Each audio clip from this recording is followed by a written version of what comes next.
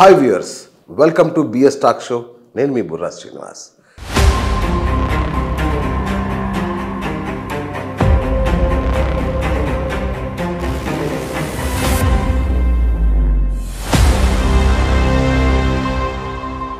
ఇవాళ మనతో మాజీ విద్యుత్ శాఖ మంత్రివర్యులు అలాగే ప్రస్తుత సూర్యాపేట ఎమ్మెల్యే జగదీష్ రెడ్డి గారు ఉన్నారు. ఇప్పుడు ప్రస్తుత రాజకీయాల్లో ఆయనే హాట్ టాపిక్. ఎందుకంటే ఎక్కడ చూసినా విద్యుత్ సంక్షోభం, విద్యుత్ కోతలు. ఈ నేపథ్యంలో ఒకప్పుడు 10 ఏళ్ల పాటు నిరంతరాయ విద్యుత్ అట్లాగే రైతులకు ఉచిత విద్యుత్ ఇచ్చిన మంత్రిగా ఆయన అద్భుతమైన రికార్డు ఉన్న వ్యక్తి.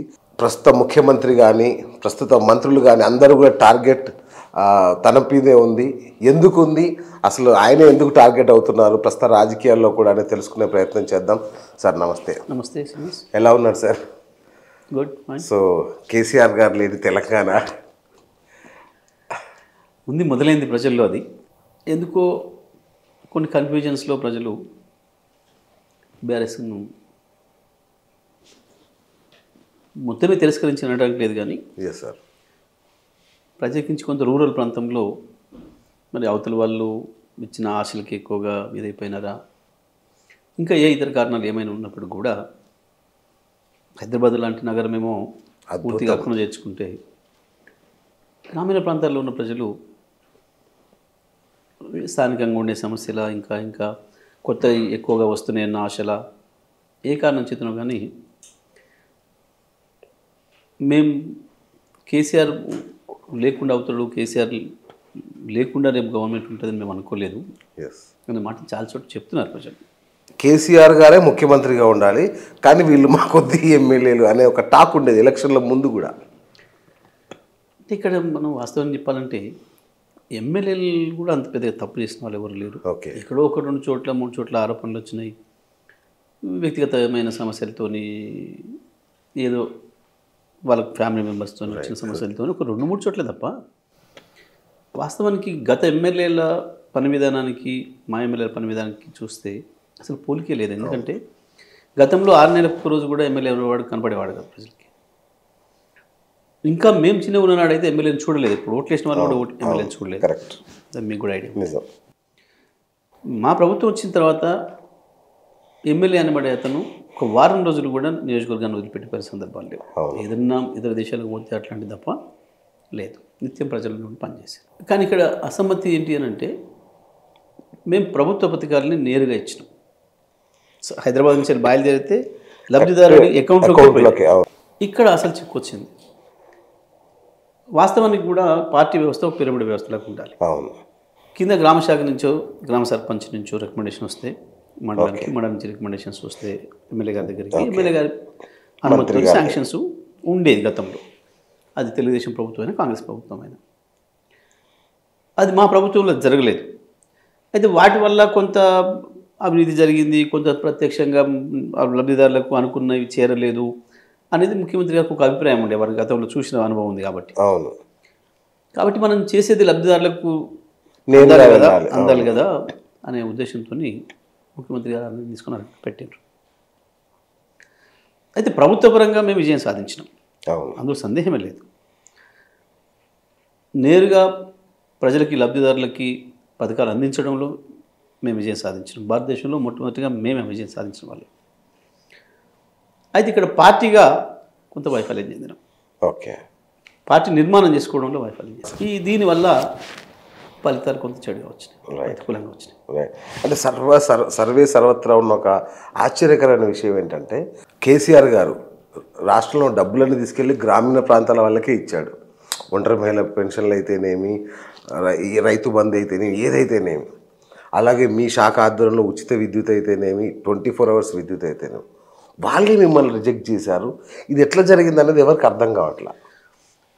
అదే ఇందులో అర్థం కాదు ఏం లేదు, కొంచెం ఆలోచించాలి, కరెక్ట్ పరిశీలన చేసుకోవాలి సార్. మేము కూడా ఎప్పుడు కూడా ఒక ఆర్థికంగా ఇబ్బందులు ఉన్న కుటుంబాల్లో ఘర్షణలు ఎక్కువ వస్తాయి. అంతేగా సార్. ఇంట్లో అన్ని తెచ్చిపెట్టలేకపోతే లేదా అవసరాలు తీర్చకపోతే భార్యతో గొడవ ఉంటుంది, కూతురుతో గొడవ ఉంటుంది, కొడుకుతో గొడవ ఉంటుంది, అన్నీ ఉంటాయి. అప్పుడు ఆ సమస్యలు వచ్చి ఒకరి మీద ఒకరు నెట్టేసుకుంటుంటారు. అవును. నువ్వే నీ బాధ్యత నెరవేర్చలేదంటే నువ్వే నెరవేర్చలేదని ఒకరి మీద ఒకరు నెట్టేసుకుంటుంటారు. ఇవాళ జరిగింది అదే మా దాంట్లో. ఓకే. ఒకరి మీద ఒకరికి అపోహలు ఉన్నాయి బాగా. రైట్.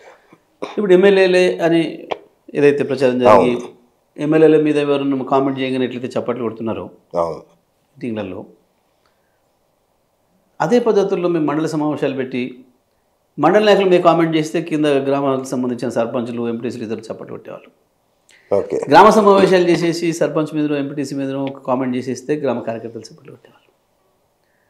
అంటే ఏం జరిగింది ఇక్కడ అంటే కార్యకర్తల్ని పార్టీని సాటిస్ఫై చేయలేకపోయినాం. రైట్. ప్రజల్ని సాటిస్ఫై చేసినాం కానీ అంటే అది ఎక్కడి దాకా వెళ్ళింది అంటే నిజంగా కూడా నా దగ్గర ఒక గ్రామంలో ఒక పోస్ట్ మ్యాన్ చనిపోయినాడు, పోస్ట్ మాస్టర్. అవును. సరే మీరు రావాలి సార్ అన్నారు మా వాళ్ళు. జనరల్గా పార్టీ నాయకుడు ఎవరైనా చనిపోతే పోతాం పరామర్శించడానికి, కుటుంబం మన కుటుంబం కాబట్టి. కానీ ఆ ఊర్లో ఎందుకో అందరికందరూ మా కేడర్ మా సర్పంచ్ అందరికి లేదు సార్ ఒకసారి వచ్చిపోవాలి మీరు అని చెప్పేసి అన్నారు. సరే వెళ్దాం సమయానికి అందుబాటులో ఉన్నాడు వెళ్దామని వెళ్ళాను. వెళ్ళి దండేసినాను మామూలుగా వస్తున్నాను. గ్రామం కాబట్టి కొంచెం చిన్నగా ఉంటాయి రోడ్లు. ఒక చోట ఒక ఇంటి ముందట నిలబడి ఇద్దరు భార్య భర్తలు పెద్ద మనుషులు ఇట్లా చేయబెట్టి ఆపుతున్నారు నా కాన్వాయిని. రైట్. సరే ముందు వాళ్ళేమో వెళ్ళిపోయారు పోలీసులు, ఎందుకంటే కావాలని ఆపుతారు అనుకోరు కాబట్టి. నేను మాత్రం పెద్ద మనుషులు కదా వీళ్ళు చేయబెట్టి ఆపుతున్నారంటే వాళ్ళకి తెలుసు మంది ఎవరు వస్తున్నారని చెప్పి వీళ్ళు ఆపుతున్నారు అని చెప్పి నేను ఆగినాను. ఆపి వాళ్ళు మెట్లు దిగి రావడానికి ఇబ్బంది ఉంటే నేను మెట్ల మీదకి వెళ్ళినాను. ఏంటమ్మా ఏంటి మీ సమస్య ఏంటి అన్నాను. అయ్యో ఇప్పుడు ఆయన చచ్చిపోయా మాకు కోరిస్తారు పెన్షన్ ఓకే అని మొదలుపెట్టారు. అంటే ఒక పోస్ట్ మార్టం చచ్చిపోతేనే పెన్షన్ రాదు మాకంటే పెన్షన్ ఇచ్చేటానికి గీనే అనే ఒక భావన. Okay okay okay. అంటే పథకాలకి మా నాయకులకి ఎంత దూరం ఉంది అనేది బాగా చెప్పారు. అవును. ఇక కొన్ని చోట్ల కొంతమంది ఏదైనా ఇంటర్వ్యూలో పోయినప్పుడు మన వీళ్ళు సర్వేలో పోయినప్పుడు ఊళ్ళల్లో పెన్షన్ ఎవరు ఇస్తున్నారు అంటే సాధ్యమైనంత వరకు కేసీఆర్ గారు ఇస్తున్నారు అనేది వచ్చింది. కానీ అప్పటికి ఇంకా కొంతమంది మా ఎంఈడి ఏమో ఇస్తున్నాడు, మా సెక్రటరీ ఇస్తారు, ఇట్లాంటి భావంతోనే ఉన్నారు. ఎందుకు అని అంటే ఆ పెన్షన్ ఇచ్చేటప్పుడు కానీ ఇతర పథకం ఇచ్చేటప్పుడు కానీ అక్కడ మా సర్పంచ్ లేడు, మా ఎంపీపీ లేడు, మా ఎంపీటీసీ లేడు, జడ్పీటీసీ లేరు. ఇక వాళ్ళు లేకుండా మా దగ్గరికి వచ్చే అవకాశమే లేదు, అవసరం కూడా రాలేదు. ఇది జరిగిన అంటే ప్రభుత్వం ఇచ్చే పథకాలు ఏవి కూడా నేతలకి ప్రజలకు మధ్య ప్రత్యక్ష సంబంధం తెగిపోయింది ఇది. Okay okay. అట్లా దాంతోపాటు మేము పార్టీ నిర్మాణం చేసుకోవడంలో కూడా కొంత దెబ్బతింది. ఇప్పుడు నేను జిల్లా ప్రెసిడెంట్లు వేసినాం, కమిటీలు వేయలేదు. ఓకే. అధికారిక కార్యక్రమాలలో కూడా అధికారిక వాటిల్లో కూడా చాలా వాటి మేము నింపుకోలేకపోయాం. ఓకే. కార్పొరేషన్లు చైర్మన్లు వేసినాం కానీ డైరెక్టర్ని లేదు. అయితే ఇందులో అన్నిటికంటే కీ పాయింట్ ఏంటంటే బీఆర్ఎస్ పార్టీగా మేము టీఆర్ఎస్ పార్టీగా నేను బీఆర్ఎస్ పార్టీగా మేము అధికారంలోకి వచ్చిన తర్వాతనే మెజారిటీ నాయకులు గ్రామస్థాయి నాయకులు మా పార్టీలో చేరారు. అంతకుముందు మాకున్న చిన్న ఉద్యమకారులు అంతే కదా సార్, వాళ్ళు ఎక్కడ కూడా స్థానిక ప్రజాప్రతినిధులు కాలేకపోయారు. ఇది ప్రత్యేకించి 2014లో జరిగింది. మా ఎన్నికల కంటే ముందు స్థానిక సంస్థల ఎన్నికలు అయినాయి. స్థానిక సంస్థల ఎన్నికలలో మొత్తం వాళ్ళే గెలిచిండ్రు, కాంగ్రెస్ టీడీపీ. మా వాళ్ళు చాలా తక్కువ. ఉదాహరణ మా జిల్లా తీసుకుంటే మాకు 1000 పైన గ్రామాలు ఉంటే మేము 100 కూడా గెలవలే. ఓకే. ఈవెన్ నసూరాపేట తీసుకుంటే ఓకే నాకు సర్పంచులు ఒక 8 మంది, ఎంపీటీసీలు ఒక 5-6, కౌన్సిలర్ 4 అంతే గెలిచి. ఎన్నికల సమయానికి అందరూ వచ్చేసేసి నా దగ్గర జాయిన్ అయిపోయారు. వాళ్ళంతా ముందు ఆ సిస్టమ్ అలవాటు పడి ఉన్నవాళ్ళు. Okay okay correct. పనులన్నీ వాళ్ళ ద్వారా జరుగుతాయి. ఇళ్ళకి వచ్చిన తర్వాత అది లేదు, పాయలవెళ్ళకి అవకాశం లేదు.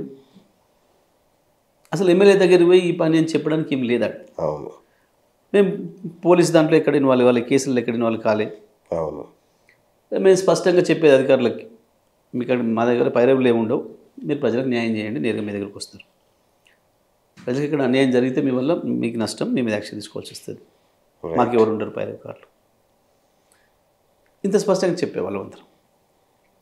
ఇది వాస్తవానికి ప్రధానమైన అసమ్మతి కారణమైంది మా ఎమ్మెల్యేలపై. ఓకే ఓకే, అహంకారమే ఓడించింది వీళ్ళని, అహంకారమే ఓడించింది. ఇంకా అహంకారంతోనే ఉన్నారు, వీళ్ళకి ఇంకా అహంకారం తగ్గట్లేదు.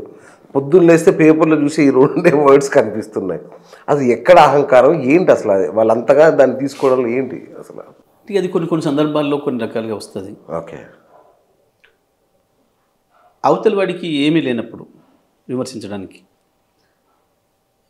ఫెయిల్యూర్స్ లేనప్పుడు, రైట్, ప్రజల్లో మా పట్ల మంచి భావన ఉన్నప్పుడు వాడు ఏదో ఒకటి చెప్పాలి కాబట్టి ఇదోటి పుట్టించారు. ఏదో కలుస్తలేరని, చేస్తలేరని, వీళ్ళకి అహంకారం ఎక్కువైందని రకరకాలుగా ప్రతిపక్షాలు. అయితే ఇంకొక ట్రెండ్ కూడా ఏమొచ్చిందంటే, గతంలో వ్యక్తిగత విమర్శల్ని ప్రజలు ఇష్టపడేవాళ్ళు కాదు అసలు కూడా. పాలసీల మీద మాట్లాడితేనే నచ్చాం అంతే. మేమందరం అట్లే ఉన్నాం. కానీ అవతల వైపు బాగా వ్యక్తిగతమైన దాడి చేశారు. సోషల్ మీడియా ద్వారా కావచ్చు, ఇతర రకాల పద్ధతులు, మెయిన్ మీడియా ద్వారా కావచ్చు. ఇంకొకటి ఏమైందంటే, మాకు ఈ ప్రధానమైన మీడియా అంతా కూడా ఎగనిస్ట్గా ఉంది, వ్యతిరేకంగా ఉంది. ఉద్యమ సందర్భం నుంచి కూడా మాకు వ్యతిరేకులు వీళ్ళందరూ, తెలంగాణ రావడం ఇష్టం లేని వాళ్ళు దీన్ని బాగా ప్రోత్సహించారు. ఓకే,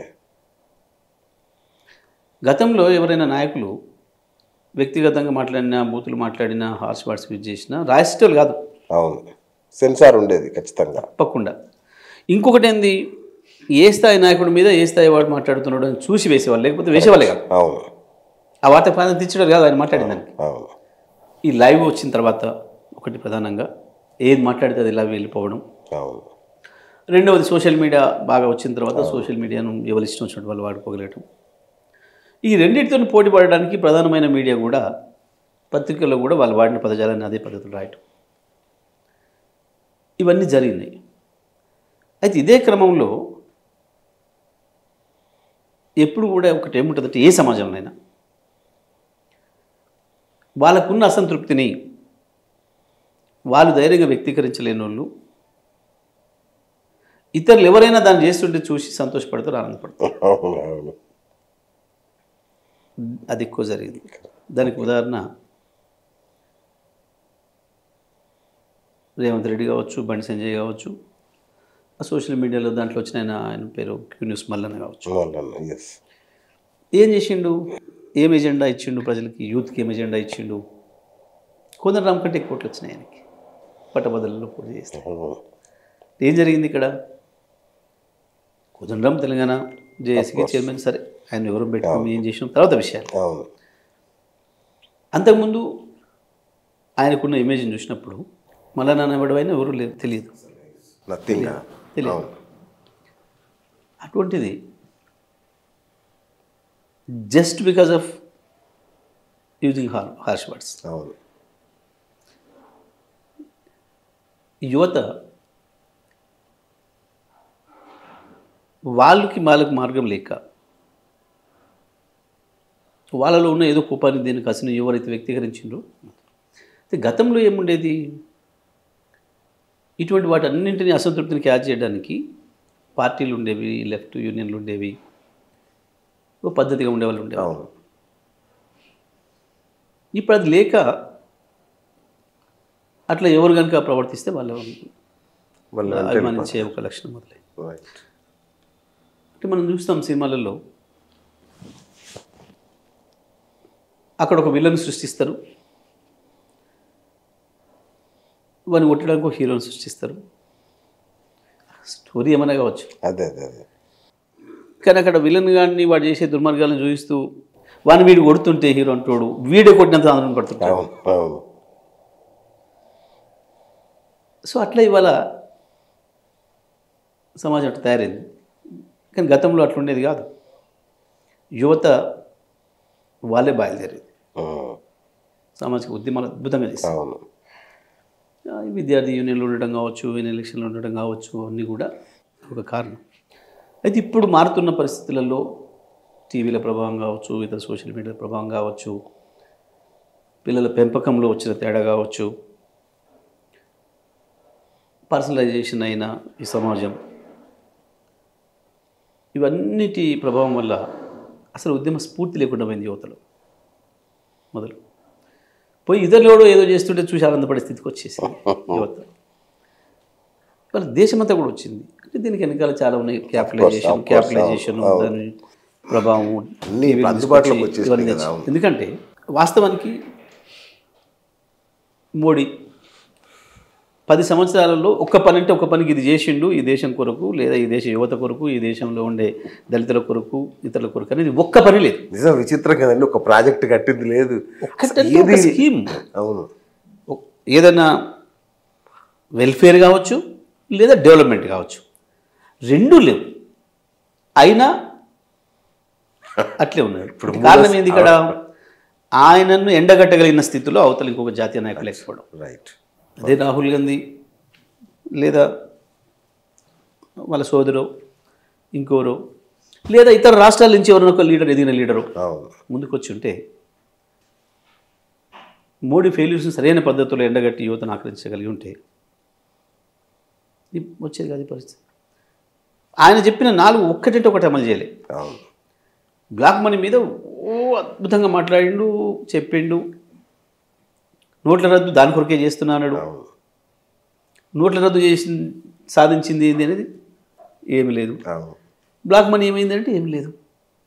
ఇప్పుడు ఏం జరిగినట్టు అంటే ఒక లేని సమస్యను ఉన్నట్టుగా సృష్టించి దాని ప్రత్యర్థి మీదకి నెట్టి ప్రజల చేత నమ్మించి విజయం సాధించడంలో ఆయన అక్కడ సక్సెస్ అయ్యింది, ఇక్కడ కూడా కాంగ్రెస్ సక్సెస్ అయింది. అయితే దీంట్లో ఇంకొకటి కూడా మీకు చెప్పాల్సింది ప్రత్యేకమైన పాయింట్. కాంగ్రెస్ విజయం వెనుక మోడీ ఉన్నాడు.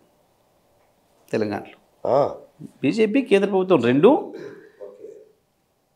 గత సంవత్సర కాలంగా పూర్తి స్థాయిలో కాంగ్రెస్ను ఇక్కడ ప్రోత్సహించుకుంటూ పరోక్షంగా వాళ్ళకు లాభం జరిగే పద్ధతుల్లో పనిచేసుకుంటూ వచ్చారు. అదేంటి సార్, బండి సంజయ్ని తీసేయడం అనేది కేసీఆర్ కోసం, కవిత గారిని అరెస్ట్ చేయకపోవడం దీంట్లో భాగం, ఇట్లా రెండు కూడా కాంగ్రెస్కు లాభం చేయడం కొరకు. రెండు కూడా కాంగ్రెస్ లాభం చేయడం కొరకు చేసి ఈ ప్రచారాన్ని బయటికి వదిలింది కూడా వాళ్ళే. ఓకే. బండి సంజయ్ని కేసీఆర్ చెప్తే తీసేసి ఉండన్న అపోహల్ని బయట మీడియాకు వదిలింది వాళ్ళే. ఓకే. దాన్ని వీళ్ళు తీసుకొని బ్రహ్మాండంగా ఎస్టాబ్లిష్ చేయగలిగారు. ప్రధాన మీడియా కావచ్చు, రేవంత్ కావచ్చు, ఇతరులు. మైనార్టీలలో కూడా ఒక అనుమానాన్ని బాగా ఎస్టాబ్లిష్ చేయడంలో కూడా కవితమ్మ అరెస్టును అక్కడ తీసుకుపోయి మేము అరెస్ట్ చేయలేదని, అరెస్ట్ చేయడానికి ఇక్కడ పాయింటే లేదు వాళ్ళకు. వాస్తవానికి లేని దాన్ని ఉన్నట్టు సృష్టించి ఆపి అది కూడా మళ్ళీ మా మీద వేయటంలో మీకు ప్రత్యక్షంగా చెప్తా. ఇవన్నేమో కొంచెం లోతు చూసే వాళ్ళకి తప్ప మామూలు వాళ్ళకి అర్థం కావు. ఇప్పుడు వింటే మీకు ఆశ్చర్యంగా. ఓకే. ఇక మీకు అందరికి ప్రత్యక్షంగా అర్థమయ్యేది చెప్తా. కాళేశ్వరం ఇష్యూ వచ్చింది, జస్ట్ 4-5 డేస్ ముందు వచ్చింది. వాస్తవానికి అటువంటి వాటిలో నివేదిక ఇవ్వడానికి 3 నెలలు, 4 నెలలు, 6 నెలలు పడుతుంది ఈజీగా ఎప్పుడైనా సార్. మీరు చూడండి ఆశ్చర్యంగా, ఢిల్లీ నుంచి ఒక టెక్నీషియను, ఒక ఆఫీసరు, ఇంకోడో ఎవడో ఒక ప్రతినిధి బృందమో రాలే, కాళేశ్వరం పోలే. బట్ 2 రోజులలో ఢిల్లీలో కూర్చొని రిపోర్ట్ తయారు చేసేసి ఇది రాష్ట్ర ప్రభుత్వం ఫెయిల్యూర్గా, కేసీఆర్ ఫెయిల్యూర్గా ఒక రిపోర్ట్ తయారు చేసేసి బయటకు వదిలేసింది అర్జెంట్. ఎన్నికలకు 2 రోజులు 3 రోజుల ముందు. ఇక్కడ అర్థం కావాలి మీ అందరికి, అది వాళ్ళ కోసం అనుకున్నా. ఇది కాంగ్రెస్ లేపడం కొరకు. ఎందుకంటే మోడీకి ఒక భయం మొదలైంది. రాహుల్ గాంధీతో కావట్లేదు, కానీ ఈసారి గెలువనిస్తే కేసీఆర్ను కేంద్రంలో దుమ్ము చక్కగా వచ్చేస్తాడు. గుజరాత్ కూడా వస్తున్నాడు. ఓకే. అప్పటికే గుజరాత్ చేరుకున్నాడు కేసీఆర్. ఓకే. ప్రత్యక్షం పోవడం కాదు, గుజరాత్ రైతుల్లో, గుజరాత్ మహిళల్లో, గుజరాత్ దళితుల్లో, ప్రజల్లో చర్చ మొదలైందాడు. గుజరాత్ వీధులలో, గుజరాత్ పొలాలలో కేసీఆర్ పట్ల చర్చ మొదలైంది. 24 గంటల కరెంట్ ఇస్తున్నంట, రైతులకి ఫ్రీ కరెంట్ ఇస్తున్నంట, 2,000 రూపాయలు పెన్షన్ ఇస్తున్నంట, రైతులకు 10,000 రూపాయలు ఇస్తున్నంట. చర్చలు మొదలైనవి అక్కడ. అది అస్సలు వాళ్ళని భయపెట్టించింది. ఓకే. ఏ పరిస్థితుల్లో ఈసారి కేసీఆర్ కనుక గెలవనిస్తే, ఎందుకంటే మోడీ కూడా కేసీఆర్ మూడోసారి గెలవగానే బయటకు వచ్చేసి దేశవ్యాప్తంగా అస్సలు కేసీఆర్ నుంచి వచ్చే ప్రమాదాన్ని గ్రహించిన వాళ్ళు మోడీ, అమిత్ షా. ఓకే.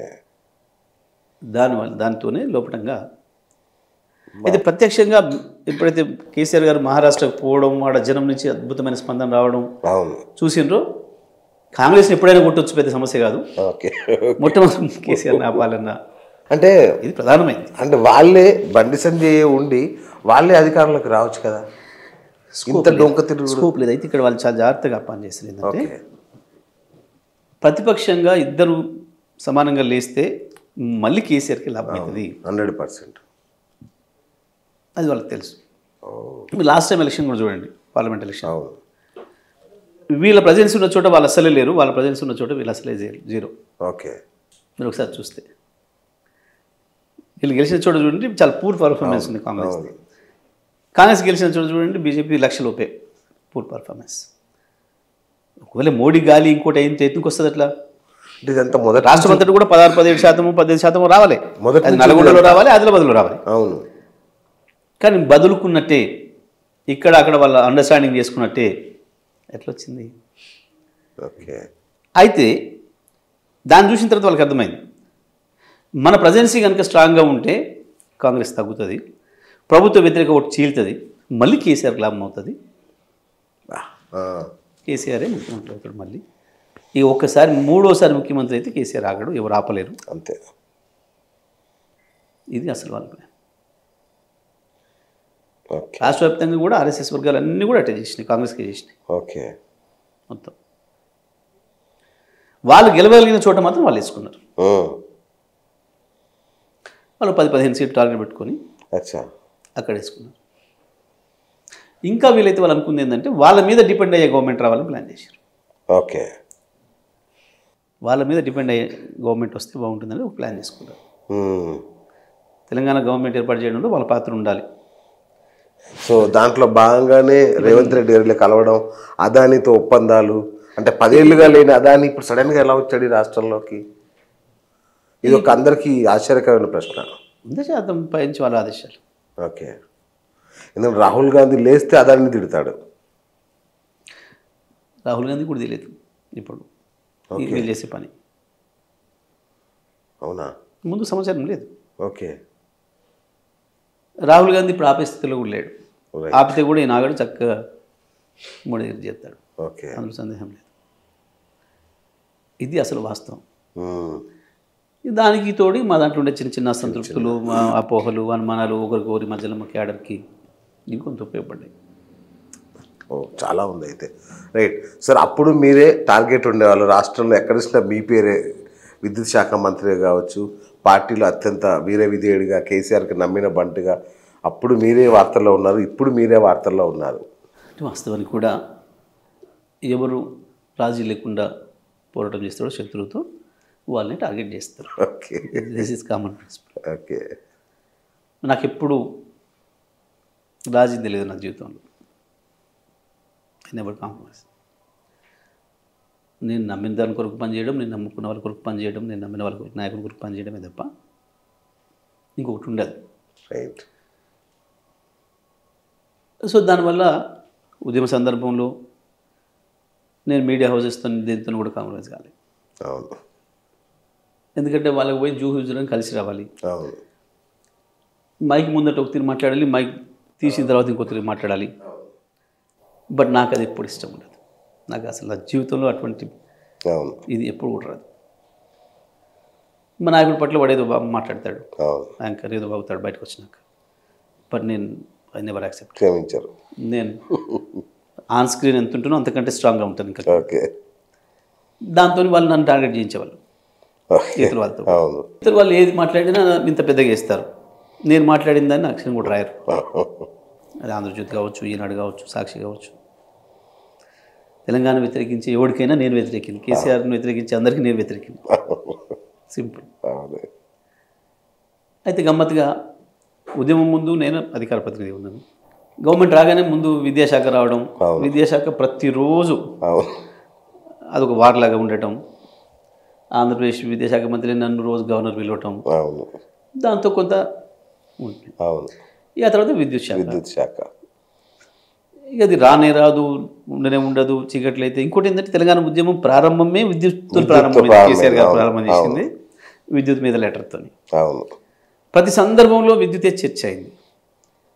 రాష్ట్రం ఏర్పడే ముందు అప్పటి ముఖ్యమంత్రి మాట్లాడింది విద్యుత్ మీదనే, దానికి సమాధానం చెప్పింది కేసీఆర్ గారు విద్యుత్ మీదనే. రాగానే మొట్టమొదటి విజయం విద్యుత్ అయింది.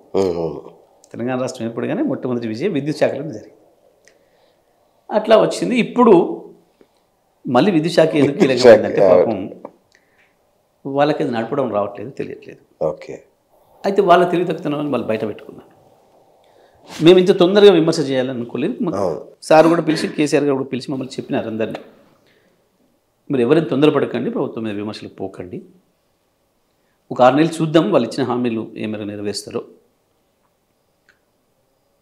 ఆ తర్వాతే ప్రజల నుంచి రియాక్షన్ మొదలైన తర్వాతనే మనం కూడా ప్రజలకు బాధ్యత వహించాల్సి ఉంటుంది, ప్రజల తరఫున మాట్లాడాల్సి ఉంటుంది. అది ఒక రాజకీయ పార్టీగా ఎప్పుడూ బాధ్యత ఉంటుంది.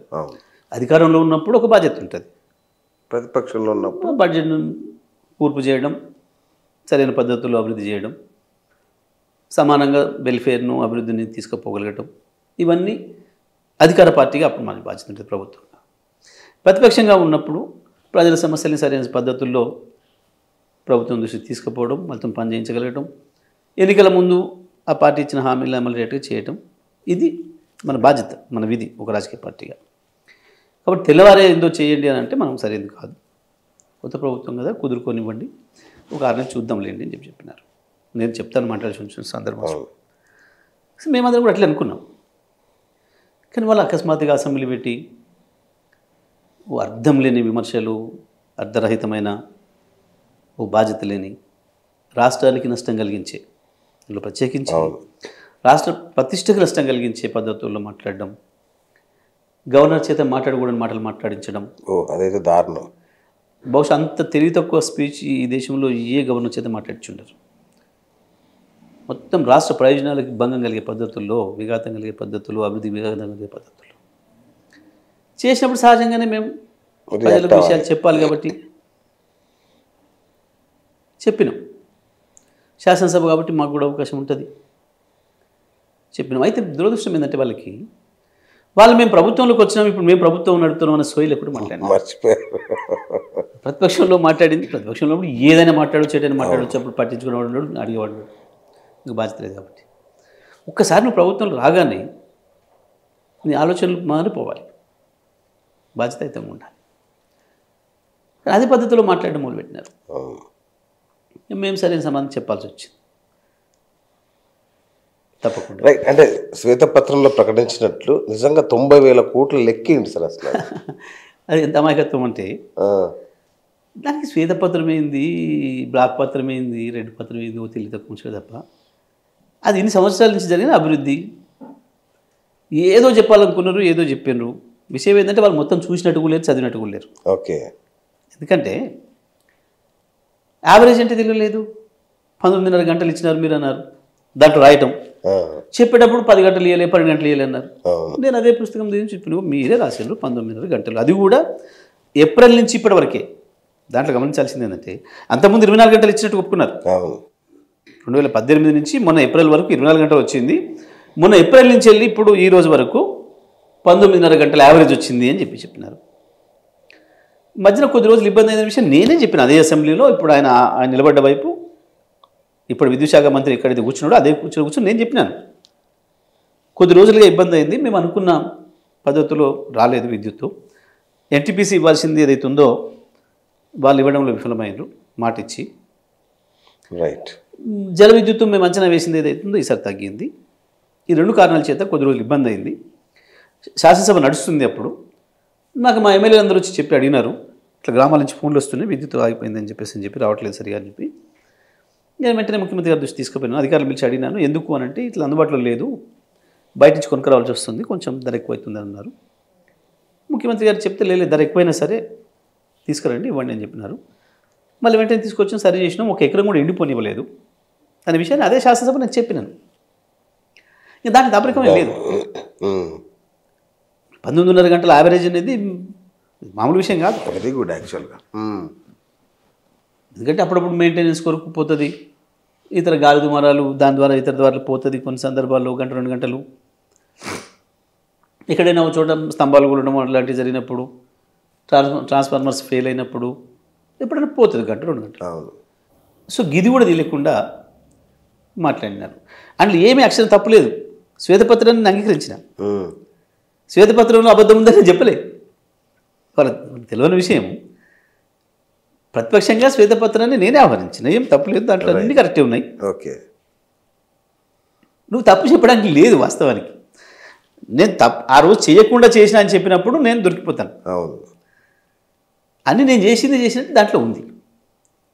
ఇంకేముంది దాంట్లో? మరి మీరేం చెప్పదలుచుకున్నారు? 81 కోట్ల అప్పు ఉంది. 81 కోట్ల అప్పు లేకుండా ఎట్లుంటుంది? వాళ్ళు ఉన్నదానికి ఇవాళ 2 ఇంతలు పెరిగినాయి మొత్తం అన్ని వసతులు.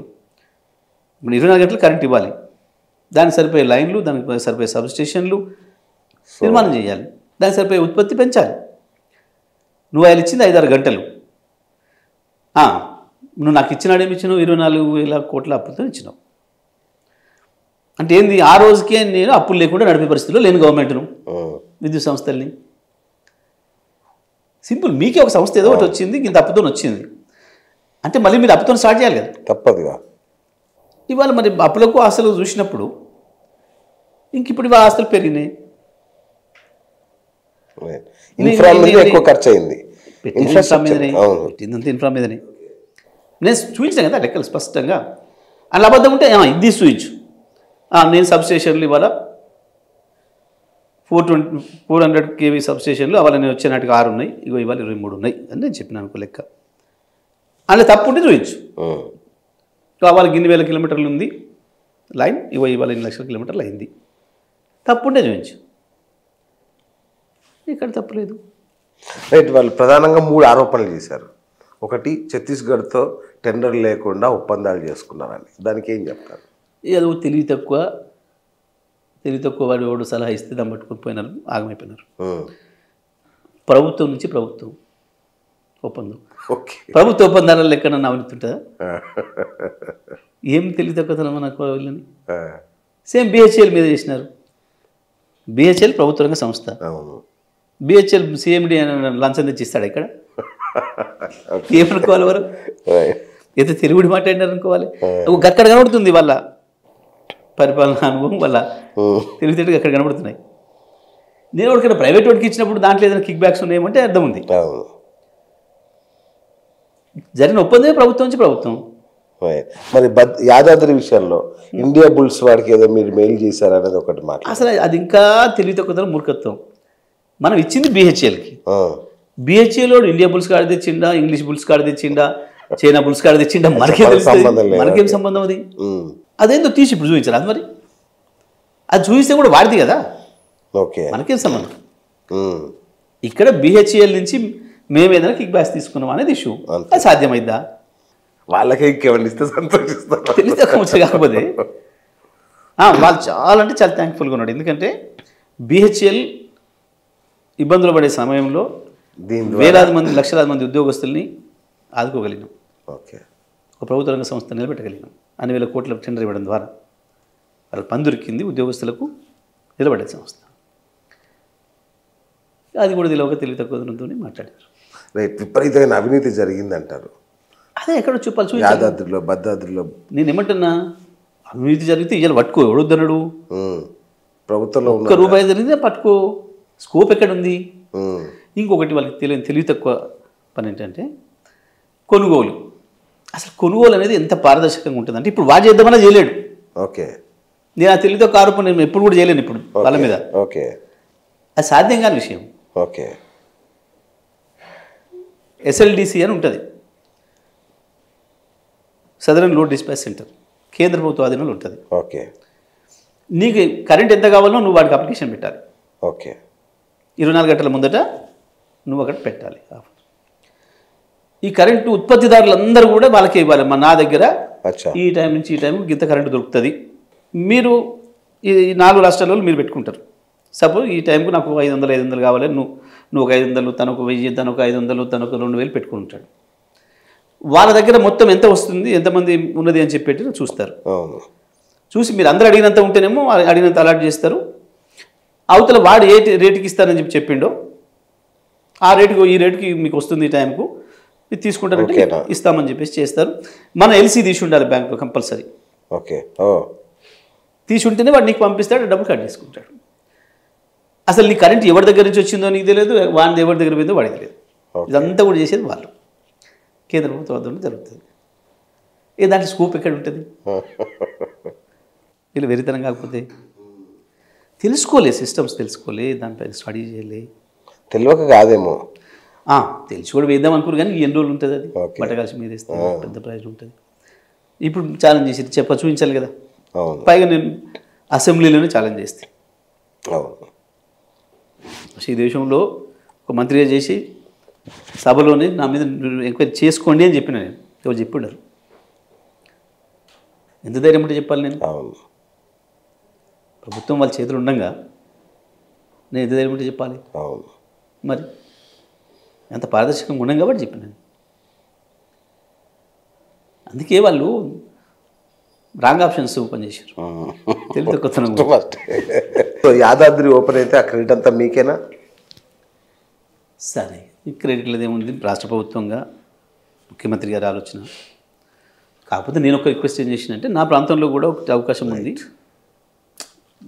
సార్. అందరూ కూర్చున్నప్పుడు వెతుకుతూ ఎక్కడ పెడదాం, మహబూబ్నగర్లో ఏమైనా ఉందా, దానికి ఏం కావాలి? నీళ్లు కావాలి, రోడ్డు, రైలు నెట్వర్క్ కావాలి. ఈ మూడు ప్రధానంగా ఉంటే అక్కడ పెట్టవచ్చు. సరే, అక్కడ రామగుండంలో అటు ఉంది, వరంగల్లో ఉంది, ఖమ్మంలో ఉంది, మాకు వేరే అవకాశాలు ఏం లేవు. ఆ సమయానికి నేను చర్చలో ఉన్నా కాబట్టి అన్న మా దగ్గర కూడా ఇది ఉంది, ఇట్లా అవకాశం ఉంది అంటే మీ దగ్గర ఎక్కడిది అన్నాడు. అంటే ఇట్లా పలానా ప్రాంతం అని చెప్పినాను సార్. వెంటనే గూగుల్ తీసి చూసినారు. అరే చూసేద్దాం పండి అని చెప్పి తెల్లవారి 2 హెలికాప్టర్లు తీసుకొని మొత్తం పోయి తిరిగి చూసి వచ్చి చెప్పినాడు, నీ అదృష్టం బాగుంది, ఇదంతా అనుకూలంగా ఉంది, పెట్టేసేద్దామని చెప్పి అట్లా స్టార్ట్ అయిపోయింది. సో తప్పకుండా నల్గొండ జిల్లా వెనుకబడ్డ జిల్లాగా అక్కడ కూడా ఒకటి పెద్దది రావాలి, అక్కడ కూడా ఒక ఎకనామిక్ డెవలప్మెంట్ సెంటర్ కావాలి, ఆ ప్రాంత యువతకు ఉద్యోగాలు కావాలి. దాంతో మా ఎకానమీనే మారిపోతుంది. అద్భుతం. ఇవాళ రామగుండం ఎట్లా అయింది, అట్లా కొత్తగూడెం ఎట్లా అయింది, ఇవాళ భూపాలపల్లి ఎట్లా అవుతుంది, అట్లా ఒక గ్రోత్ సెంటర్. అది కూడా మా జిల్లాకు ఒకటి కావాలనుకున్నాను నేను. అనుకోకుండా దొరికిన అదృష్టం, సార్ కూడా ఒప్పుకున్నారు, సీఎం గారు తీసుకొచ్చినాం, వచ్చింది. కాకపోతే మా దురదృష్టం ఏంటంటే, ఒకటి ఇవాడు దుర్మార్గుడు ఎన్జిటర్ కేసు వేయడం, అన్ని పర్మిషన్లు వచ్చిన తర్వాతనే ప్రారంభం చేసింది దాని వాస్తవం మేము. అయినా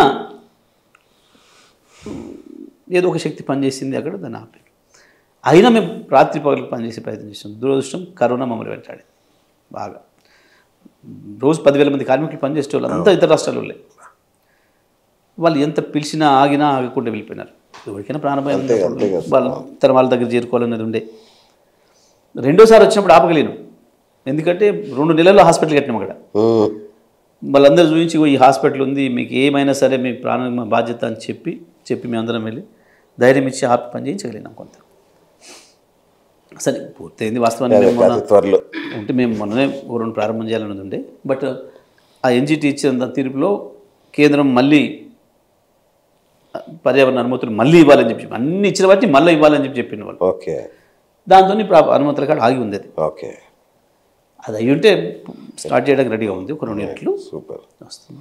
రైట్ సార్. అంటే నది ఒడ్డునే కట్టడం వల్ల కొంత పొల్యూషన్ పరంగా జనంలో స్థానిక కొంత భయాందోళన. ఇప్పుడు అది లేదు. ఇప్పుడు పొల్యూషన్ 0 ఎమిషన్స్. అవునా? సూపర్. అంత టెక్నాలజీతో పెట్టింది. ఓకే. ఎందుకంటే చాలా మందిలో ఈ భయం ఉంది స్థానికుల్లో కూడా. ఎఫ్జిడి అని చెప్పి ఇంకో కొత్తది వచ్చింది. ఓకే. ఆ నిబంధనల ప్రకారం దానివల్లనే మొన్న 5,000 కోట్ల రూపాయలు అదనంగా అయింది. పెరిగింది అంటున్నారు కదా. అవును అవును. ఆ పెరగడం అనేది ఎఫ్జిడి నిబంధనల వల్ల ఆ కొత్తది ఎక్విప్మెంట్ పెట్టాల్సి వస్తే దానివల్ల పెరుగుతుంది. ఓకే. మీరు అంచనాలు పెంచింది లేదు, రూపాయి లేదు. ఎందుకంటే మా ఒప్పందమే అది. ఓకే. బిహెచ్ఎల్తో మీకు ఆలస్యమైన రూపాయి కూడా మనం చదనంగా అడగడానికి లేదు, మీదే బాధ్యత అని చెప్పి. ఓకే. దాంట్లో ఉంది, అగ్రిమెంట్లో ఉంది. మేము చాలా అంటే చాలా జాగ్రత్తగా ఉన్నాం. ఓకే. ఎప్పుడు కూడా. ఓకే. కాబట్టి పెరిగిన దానికి వాళ్ళదే బాధ్యత తప్ప మాది కాదు. ఎఫ్జిడి నిబంధనలన్నీ ఏదైతే ఉందో దాన్ని మీట్ చేయడం కొరకు అదనంగా ఈక్విప్మెంట్ పెట్టాల్సి వస్తుంది, దానివల్ల పెరుగుతుంది. అది వెరీ క్లియర్. రైట్. వీళ్ళు ఎవరిని వేసుకున్నా చాలా క్లియర్ అవుతుంది. రైట్. ఇక రాజకీయాల్లోకి వద్దాం. నల్గొండలో ఇప్పుడు మళ్ళీ ఆధిపత్య పోరు మొదలైంది అనుకోవచ్చా? ఆధిపత్యం అంటే వాళ్ళు గెలిచినారు, లోపల ఉన్నారు. కాకపోతే ఏంటంటే వాళ్ళు ఇప్పటికి కూడా ఇంకా మేము ప్రభుత్వంలో ఉన్నాం, మేము చేస్తున్నాం, అని భావంతో లేరు. ఇంకా అట్లనే అరవటం, అదే పద్ధతిలో చిల్లరగా మాట్లాడడం, పోలీసులు వాడటం, ఒక వెంజెన్సీ ప్రారంభమైంది మళ్ళీ. ఓకే. మేము మా ప్రభుత్వంలో ఎప్పుడు కూడా చేయలేదు. ఒక చిన్న పొలిటికల్ కేసు పెట్టలేదు, ఒక్కటంటే ఒక అక్రమ కేసు పెట్టలేదు. అసలు మేము పోలీసులు అన్నాడు వాడలే పొరపాట్లు కూడా. నేను మంత్రిగా జిల్లా ఎస్పీలకు ఎప్పుడు 2-3 నెలలకు ఒకసారి కూడా నేను కాల్ చేసింది లేదు. ఓరు మేము కేసు పెట్టమని చేయలే, ఓరు కేసు వచ్చి తీసేయమని చేయలేదు. సింపుల్గా ఏదైనా పబ్లిక్ ఇష్యూస్ ఉంటే, గంజా ఇష్యూస్ అటువంటి ఉంటే కొంచెం సీరియస్గా చేయండి, ఓకే, కఠినంగా ఉండండి దాంట్లో అని చెప్పడం తప్ప అంతమించి పెద్ద నాకు అక్కడే ఉండేది కాదు. మా వాళ్ళు ఎవ్వరు కింద స్టేషన్లో పోయే సందర్భం లేదు, స్టేషన్లో పోయి పార్టీ చేసిన సందర్భం లేదు. అసలు మాకు అక్కడే రాలే మొదట మాట చెప్పాలంటే.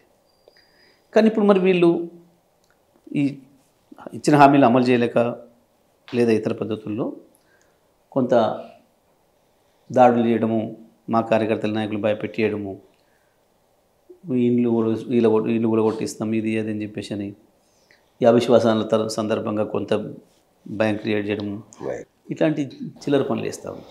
అంటే డైరెక్ట్గా కోమటిరెడ్డి వెంకటరెడ్డి గారు మిమ్మల్ని నా శత్రువు అని ప్రకటించేశాడు. కానీ నేను ప్రత్యక్ష యుద్ధంగా నేను చెప్పలేదు.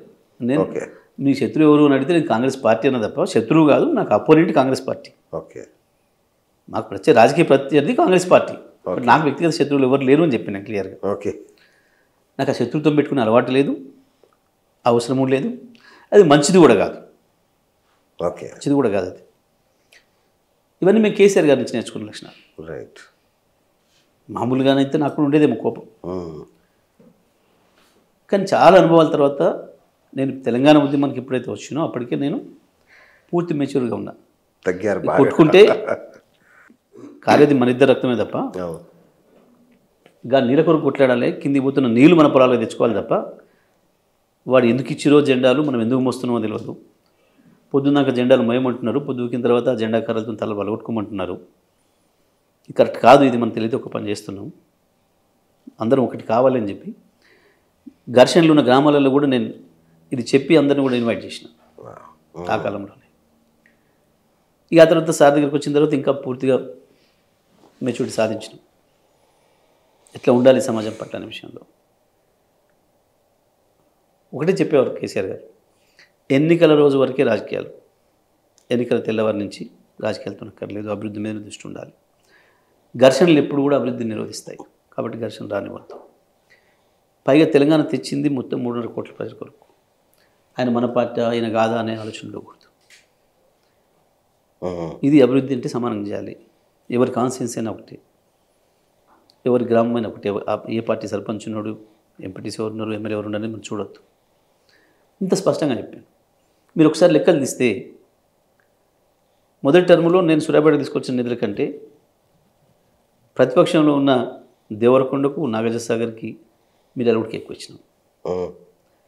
అక్కడ అవసరాలు ఉండే, పుష్కరాల అవసరాలు, ఇతర అవసరాలు.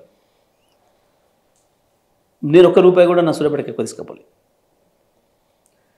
సార్ ఒక మాట చెప్పిండి, దాన్ని పాటించాలి అంతే నా ఉద్దేశం. ఓకే.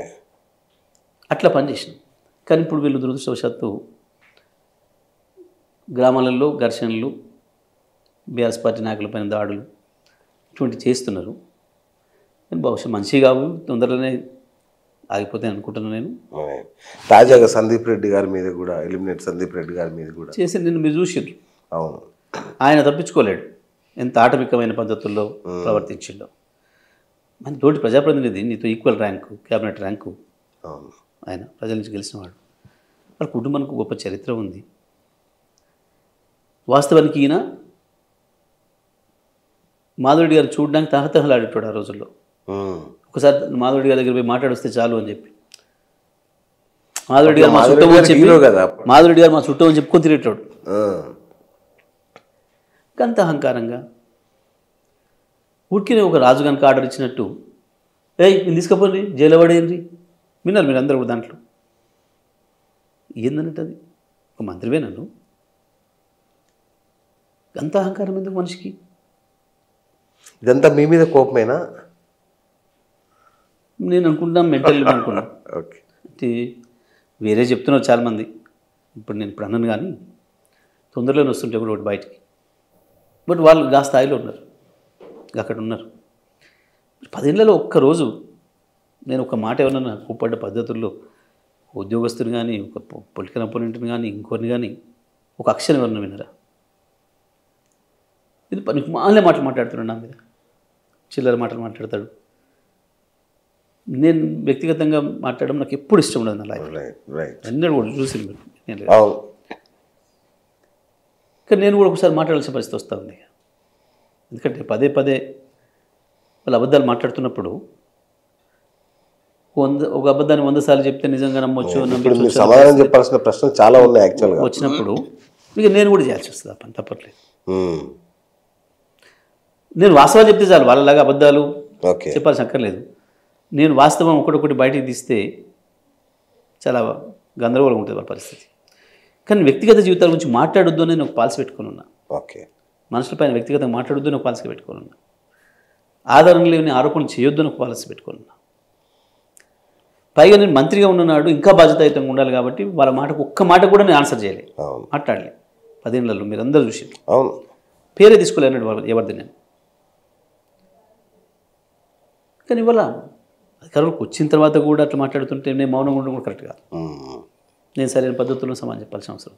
రైట్. ఒక ముగ్గురు హత్య కేసులో మీరు నిందితుడని అరెస్ట్ చేపిస్తానని తర్వాత ఇవన్నీ ఏంటి అసలు నాకు అర్థం కావాలి. అందుకని పోయి అడగాలి, మీరు హత్యలు కూడా చేశారా అని భయం వేస్తుంది నాకు. అదే చేసేది ఉంటే 10 ఏళ్ళ అధికారం రోజు వీళ్ళు ఎవరు లేకుండా మాయం చేస్తుంది కదా. అదే నిజంగా అలాంటి కేసు ఏమైనా ఉందా మీ మీద? నిందితుడా మీరు? ఇప్పుడు అడగండి ఆయన ఏ కేసు. ఆయన చెప్తున్నాడు ఒక ముగ్గురు కేసులో ఉన్నాడు. వాస్తవానికి 30 ఏళ్ల కింద దామోదర్ రెడ్డి పెట్టించిన అక్రమ కేసులు ఉండే నా మీద. ఓకే. సో అది కాదు అని కుటుంబ సభ్యులే చెప్పారు. అప్పుడే పోయినాయి, తెలిపోయినాయి. ఆనాడు తెలిపోయినాయి అవేవి.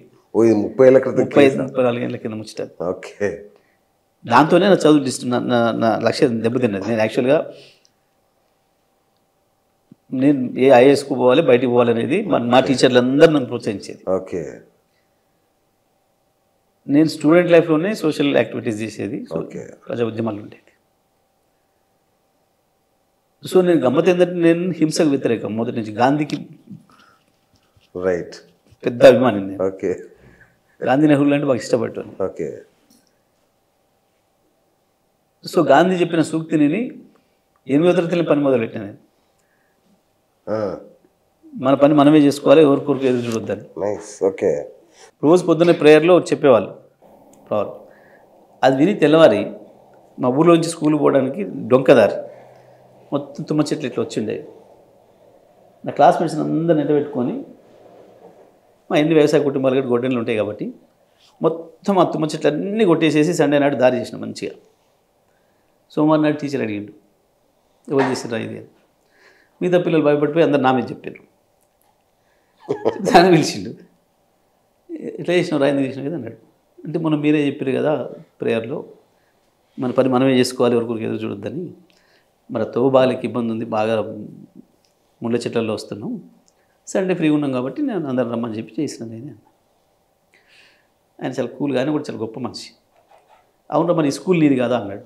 అంటే నాదే. మరి స్కూల్ చెట్టు కూడా ఉన్నాయి కదా, ఇది కూడా బాగా చేయొచ్చుగా అన్నాడు.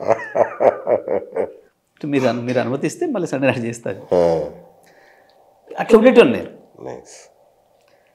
ఇంకా ఏమంతా ఉండే అంటే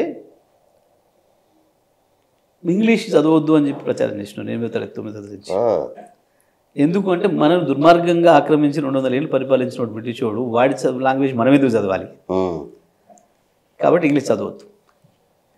మా టీచర్లు వచ్చి ముఖ్య బతుకునేవాళ్ళు, అరే ఇంగ్లీష్ చదవాలి రా, చదువుతున్న వయసు అవుతావు రా. నేనేం చదువున వయసు కాకుండా లేదు చదవనది. గట్లా నేను నమ్మిన ఆదర్శాల కొరకు ఇట్లా ఉండేటోళ్ళు. సరే ఇవన్నీ గమనించే దామోదర్ వల్ల నన్ను ఏదో కేసులు ఇరికేయాలి, ఏదో ఇబ్బంది పెట్టాలని ప్రయత్నం చేసి, నేను లా పూర్తి చేయకుండా ఉండాలి, నేను లాయర్ కావద్దు, రకరకాలుగా. సరే ఎందుకంటే ఆయన బాగా ఫ్యూడల్ ఆలోచనలు ఉంటాయి. ఓకే. ఓకే. ఇంకో తెల్ల బట్టలు ఇస్తారు రోడ్డు, ఊర్లు బాగుపడతారు రోడ్డు. ఒక్క రోజు అంటే ఒక సంవత్సరం కూడా CDFను వాడలే, కాన్స్టిట్యూన్సీ డెవలప్మెంట్ ఫండ్ వాడలే. వెంట ఉన్న కార్యకర్త తెల్లబట్టలు వేసుకోవద్దు. ఆయన భయానికి ఒక్కరు కూడా తెల్లబట్టలు వేసేవాళ్ళు కాదు, ఆయన బట్టి ఉండేటోళ్ళు. ఒక్కరు సొంత ఇల్లు కట్టుకోలేదు, తర్వాత ఒక్కరు ఒక కారు కొనలేదు, కొంటే ఇరికిస్తాడు కేసులలో భయం. ఆయన వింటున్న వాళ్ళు. ఆయన ఓడిపోయిన తర్వాత ఊపిరి పీల్చుకుంది ఆయన వింటున్న వాళ్ళే ఓకే. మొట్టమొదటిగా సూర్యాపేటలో. అంత పెద్ద ఫ్యూడల్ అందరికీ తెలుసు. బాగంటే భయపడేవాళ్ళు. యాక్చువల్ నాకు పాలిటిక్స్ ఇంట్రెస్ట్ లేదు కాబట్టి నేను అసలు పోలే చాలా కాలం. నేను ఏ పార్టీలో చేరలే. విద్యార్థి ఉద్యమంలో పనిచేసినాను.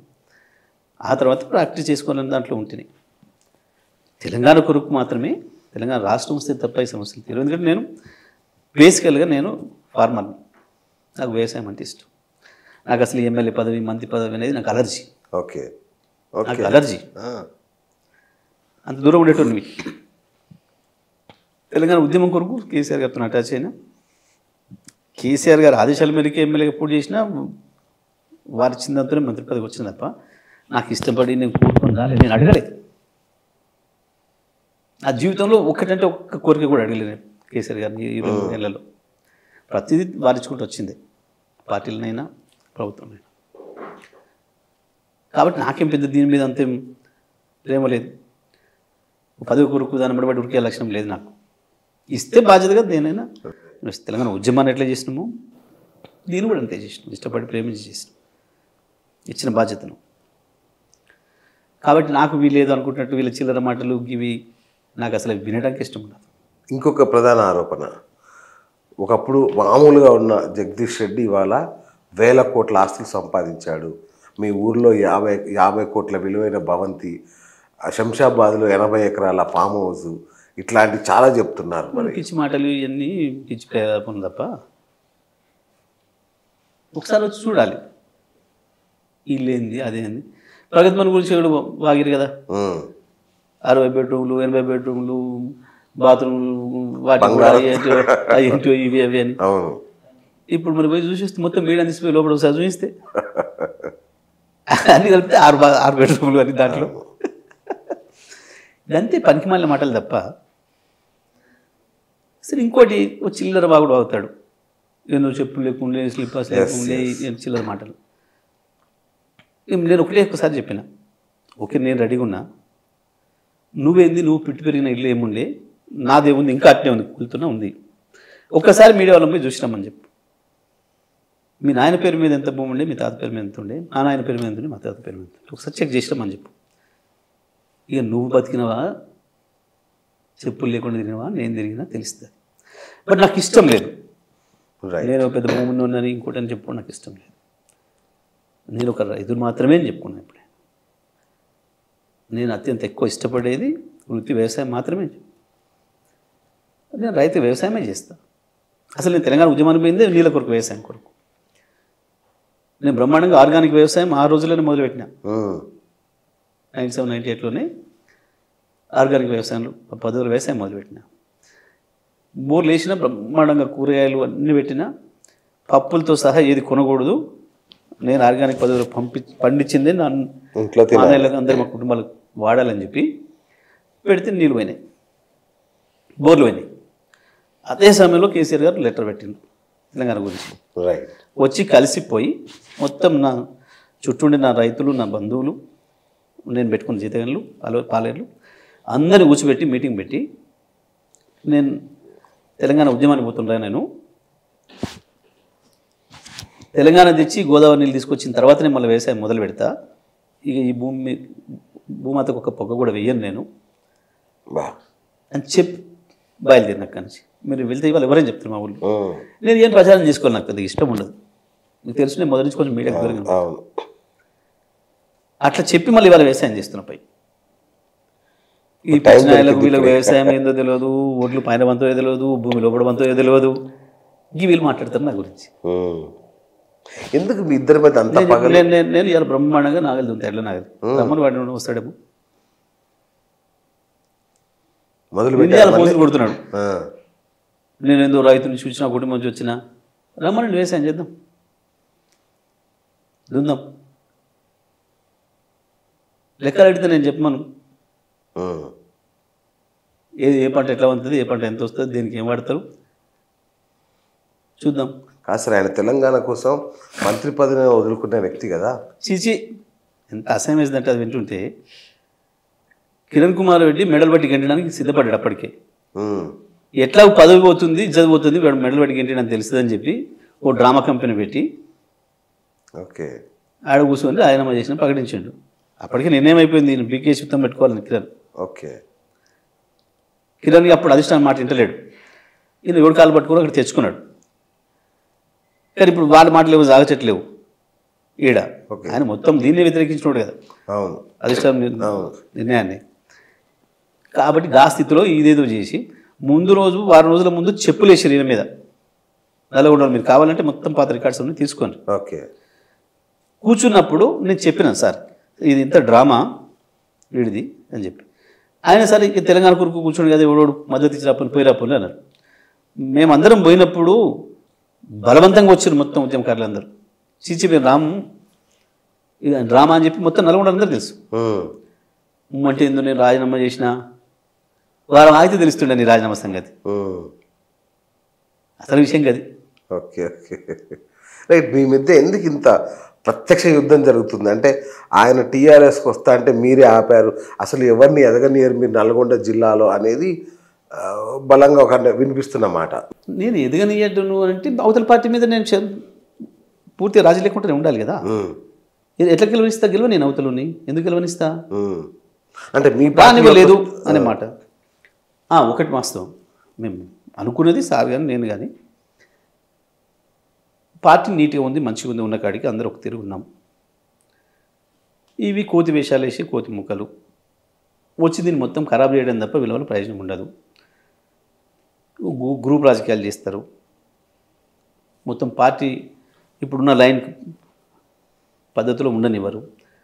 కాబట్టి వీళ్ళని తీసుకోకపోవడమే మంచిదేనో నిర్ణయానికి వచ్చినాం. అందులో సందేహం అడిగారా?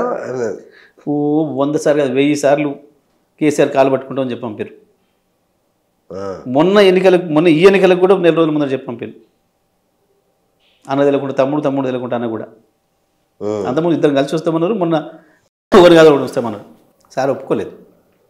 ఓకే సో అదేనా మీ మీద పగా ఉండొచ్చు ఉంటే.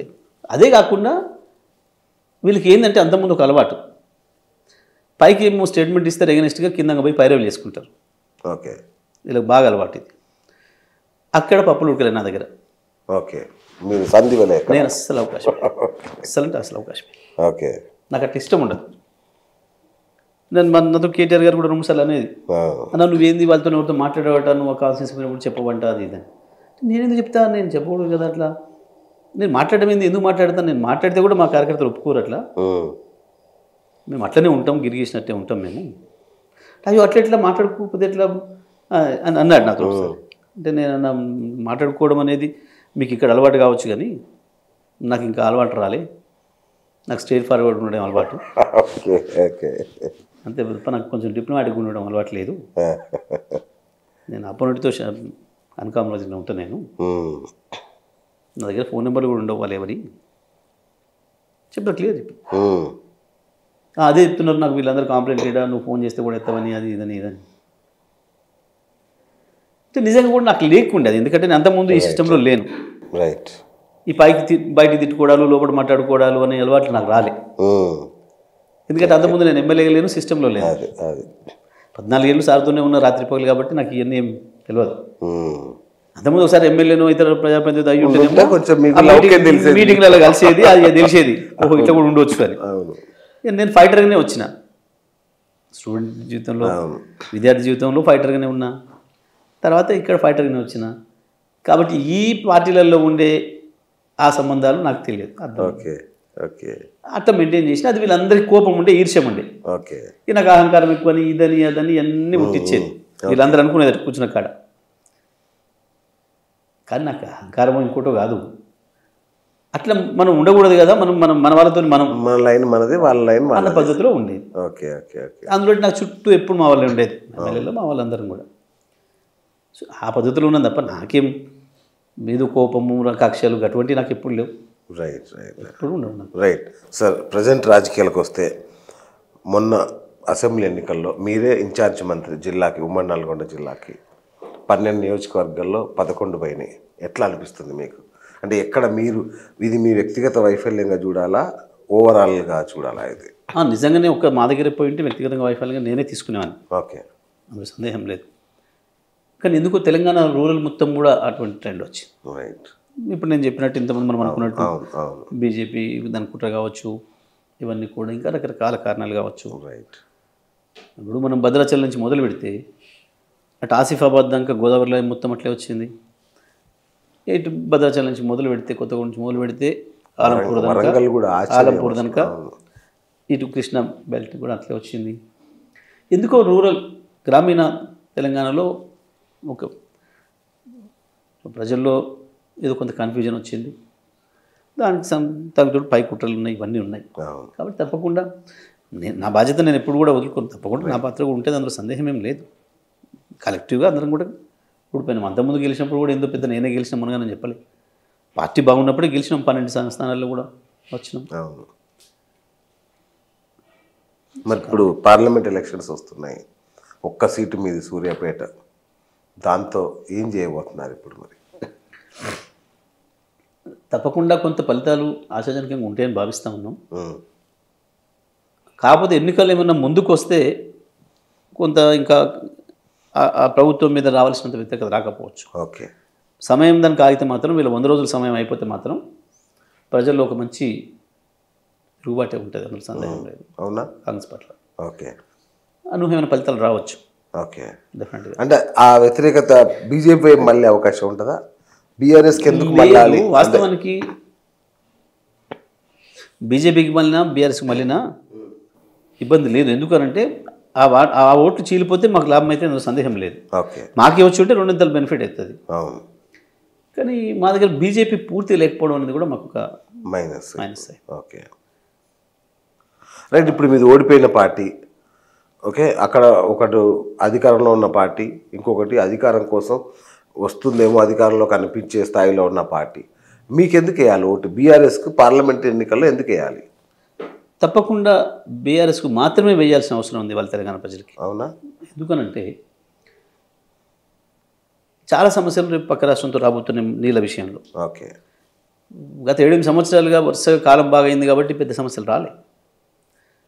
కానీ ఇప్పుడు మళ్ళీ వస్తాం. నిజంగా తెలంగాణ కొరకు, తెలంగాణ ప్రజల కొరకు కొట్లాడగలిగిన ఏకైక పార్టీ బీఆర్ఎస్. ఓకే. ఆ 2 పార్టీలకు సాధ్యం కాదు. ఎందుకంటే వాళ్ళకి 2 చోట్ల అక్కడ అక్కడ వాళ్ళ పార్టీలు ఉంటాయి.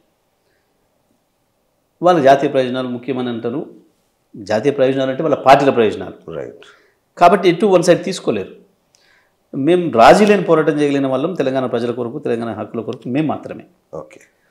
కాబట్టి ఇవాళ మమ్మల్ని ఎంచుకోవడం అనేది ప్రజలకు తప్పకుండా అవసరం. ఢిల్లీలో మన రిప్రజెంటేషన్ ఉండడం కూడా తప్పకుండా అవసరం. ఓకే. పార్లమెంట్లో కొట్టడానికి కూడా మన గొంతు ఉండాల్సిన అవసరం. ఓకే. కాబట్టి తప్పకుండా తెలంగాణ ప్రజలు ఇట్లా ఆలోచిస్తారు. తెలంగాణ ప్రజలు వాళ్ళ ప్రతినిధిగా తెలంగాణ మాత్రమే, బీఆర్ఎస్ మాత్రమే చూసిండ్రు. సరే, ఇవాళ కాంగ్రెస్కు అవకాశం రావడం ఒక 4-5 సీట్లతోని అదొక భాగమైన, మళ్ళీ తెలంగాణ కొరకు మళ్ళీ కొట్లాడాలంటే మళ్ళీ కేసీఆర్ ఏరా అనే భావన ప్రతి ఒక్కరు కూడా ఉంది, తెలుసు, ప్రజలకు కూడా తెలుసు. కాబట్టి ఆ కారణం చేతనైనా ఈసారి పార్లమెంట్లో బీఆర్ఎస్కి ఓటు వేస్తారు ప్రజలు, బీఆర్ఎస్ని ఎన్నుకుంటారు, అందులో సందేహం లేదు. అంటే కేసీఆర్ గారు లేకపోయేసరికి పార్టీ ఏం లేదా అనే ఒక చిన్న అంటే శూన్యతలాగా కనబడుతుంది. ఎప్పుడు వస్తున్నారు కేసీఆర్ గారు? నిజంగా ఆయన వస్తే ఆ మునుపటి పోరాట పటిమ అది ఉంటుందా? తప్పకుండా ఉంటుంది, అందులో సందేహమే లేదు. అయితే కేసీఆర్ గారు లేకపోవడం అనేది లేదు కదా. ఆఫ్ కోర్స్, అంటే ఆయన కనబడకపోతేనే ఒక రకమైన అయ్యో ఇంటి పెద్ద లేడీ అనే ఒక చిన్న ఫీలింగ్ ఉంటుంది అందరిలో. ఇక్కడ ఉన్న కేసీఆర్ ఉన్నారు, కేసీఆర్ ఉన్న భావన ఉంటుంది, సందేహం లేదు. బట్ వస్తే ఇంకా అద్భుతంగా ఉంటుంది అని తెలుసు అందరికి కూడా. ఇప్పుడు ఇంకా అంత పెద్ద అవసరం కూడా లేదు. ఇంకా కేసీఆర్ గారు ఇప్పుడు వెంటనే బయటకు వచ్చి ఏదో చేయాల్సిన అక్కడ కూడా ఏం లేదు. ఇంకా పరిస్థితి రాలేదు. ఓకే. కింద ఉన్న వాళ్ళమే కొట్టాడగలిగిన స్థితిలో ఆయన తయారు చేసిన వాళ్ళు. నిజంగా అంత అవసరం వచ్చినప్పుడు ఎట్లా రావాలని అట్లా వస్తారు, అట్లా ప్రజలు కదులుతారు. కేసీఆర్ గారిని కాదు, ముందు కానివ్వండి, ముందు ఉన్నారు కదా అంతా కూడా, తను తయారు చేసిన సైన్యం అంతా ఉంది కదా అక్కడ యుద్ధం చేయడానికి. అంటే సార్, ఒకవైపు కరెంటు కోతలు మొదలయ్యాయి కనబడుతుంది. నేనే 2-3 సార్లు లిఫ్ట్లో ఆగిపోయాను. మా షో చేస్తున్నప్పుడు 2-3 సార్లు కరెంటు పోతుంది. ఎప్పుడు చూడని, అంటే గత 10 ఏళ్లలో ఎప్పుడు చూడని దృశ్యాలు చూస్తున్నాం మేము. అట్లాగే ఎరువుల కోసం రైతులు బార్లు దిగాల్సిన, చెప్పులు పెట్టుకోవాల్సిన పరిస్థితులు, ఇట్లాంటివన్నీ పార్లమెంట్ ఎన్నికలకు ముందే కనబడుతున్నాయి. అంటే ఇప్పుడు చాలా జాగ్రత్తగా ఉండాల్సిన టైం యాక్చువల్ కాంగ్రెస్ వాళ్ళు. ఇప్పుడే ఇవన్నీ కనబడుతున్నాయి అంటే ఇంకా అంటే వాళ్ళ పరిపాలన విషయంలో వాళ్ళ లోపాలు కనబడుతున్నాయి, వాళ్ళ అనుభవం లేమి కనబడుతుంది, వాళ్ళ తొందరపాటు కనబడుతుంది. ఇప్పుడు ప్రజలకి అర్థమవుతుంది. అయితే విషయం ఏంటంటే ఎప్పుడు కరెంటు పోయినా ఆ క్షణంలో మహిళలతో సహా ప్రతి ఒక్కరు మాట్లాడుకుంటున్నారట, కాంగ్రెస్ వచ్చింది కరెంటు నిజం అని చెప్పి మాట్లాడుకుంటున్నారని చెప్తున్నారు మాకు. నాకే అది ఊతపదం అయిపోయింది. అయితే సో అట్లా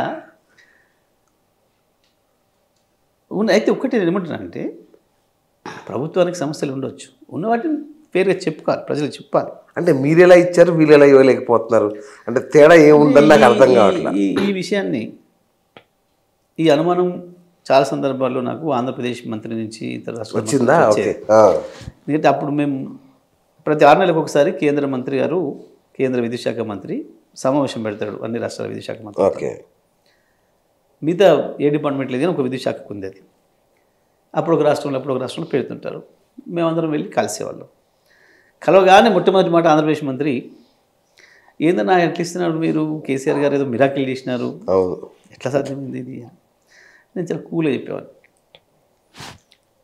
మనసుంటే మార్గం ఉంటుందా?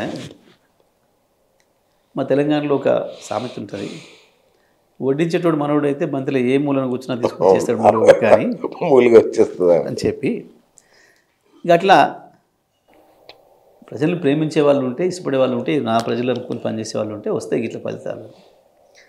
నేను ఏ గది కాదన్నా అసలు సంగతి చెప్పు, అసలు సంగతే గిరా వైక వేరే ఏం లేదు,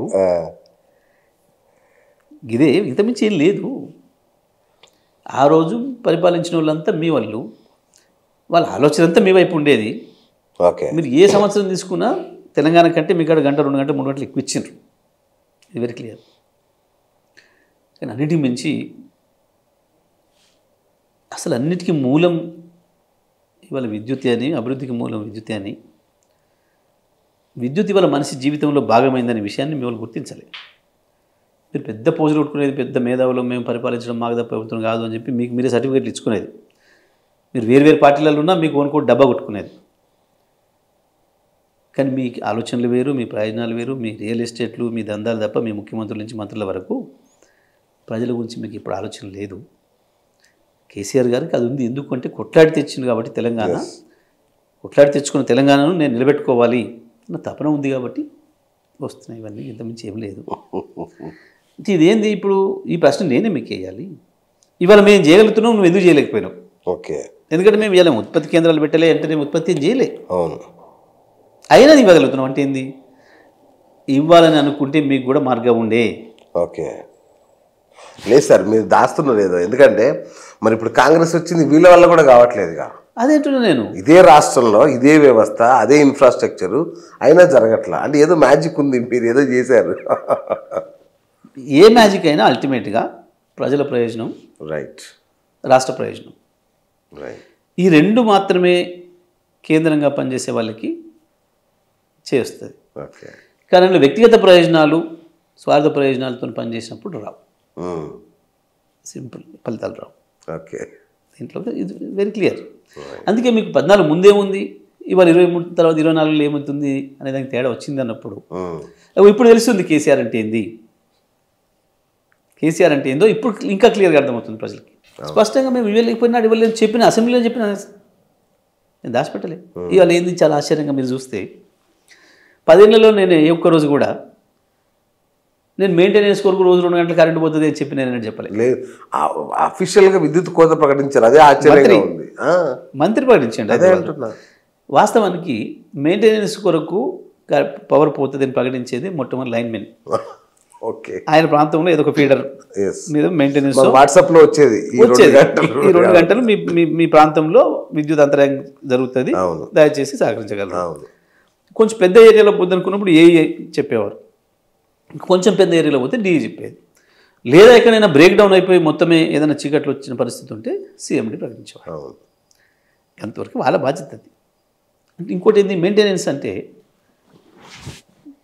చెట్ల కొమ్మలు పెరిగి ప్రమాదం వస్తుంది అనుకున్న చోట చెట్ల కొమ్మలు నరకడానికి, కొత్త లైన్లు వేసినప్పుడు దానికి కనెక్షన్ ఇవ్వడానికి, కొత్త ట్రాన్స్ఫార్మర్స్ బిగించినప్పుడు దానికి కనెక్షన్ ఇవ్వటానికి ఓ అర్ధగంట గంట ఆ చెట్లు వెలిగించడానికి తీసుకున్నప్పుడే హార్డ్లీ 2 hours 2 to 3 hours తీసుకున్నారు. ఒకేసారి చేయకపోదురు, అంత లాంగ్ తీసుకోకూడదని చెప్పి ఒక 2 hours అట్లా.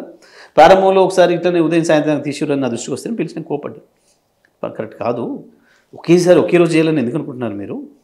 రోజుకు ఒక 2 గంటలు చేయండి. అన్ని గంటలు అట్లా ఇబ్బంది పెట్టకూడదు కదా. షాపింగ్స్ ఉంటాయి, చిన్న చిన్న ఫ్యాక్టరీలు ఉంటాయి, అక్కడ కుటీర పరిశ్రమలు ఉంటాయి, వాళ్ళకి పని పోతుంది, నష్టం జరుగుతుంది, అట్లా ఇప్పుడు చేయొద్దు అని చెప్పి మేము అట్లా డైరెక్షన్ ఇచ్చి పని చేయించినాం. మంత్రి ఆశ్చర్యంగానే మొన్న చూసినాను, 2 గంటలు పోతుంది మెయింటెనెన్స్ కొరకు అన్నాడు. అరే ఇదేంద్రబాబు అనుకున్నాను నేను. అయిపోయాను. తీరా చూస్తే సాయంత్రం 5 గంటల నుంచి రాత్రి 10 వరకు పోతుందని చెప్తున్నారు ప్రజలు. మరి మెయింటెనెన్స్ అప్పుడే ఉంటుంది. ఆ రాత్రి పూట చెట్లు కొట్టరు, ఆ రాత్రి పూట కనెక్షన్ లేరు కదా, డే టైం ఇస్తారు. ఇస్తే ఏంది దీంట్లో స్పష్టంగా చేతులు ఎత్తేసి. అట్లాగే ఉద్యోగాలు కూడా అందరికి ఇవ్వలేం, కావాలంటే వేరే ఇస్తాం అని అంటున్నారు, అవుట్ సోర్సింగ్ ఇస్తాం అంటున్నారు. దీన్ని ఎట్లా చూడాలి?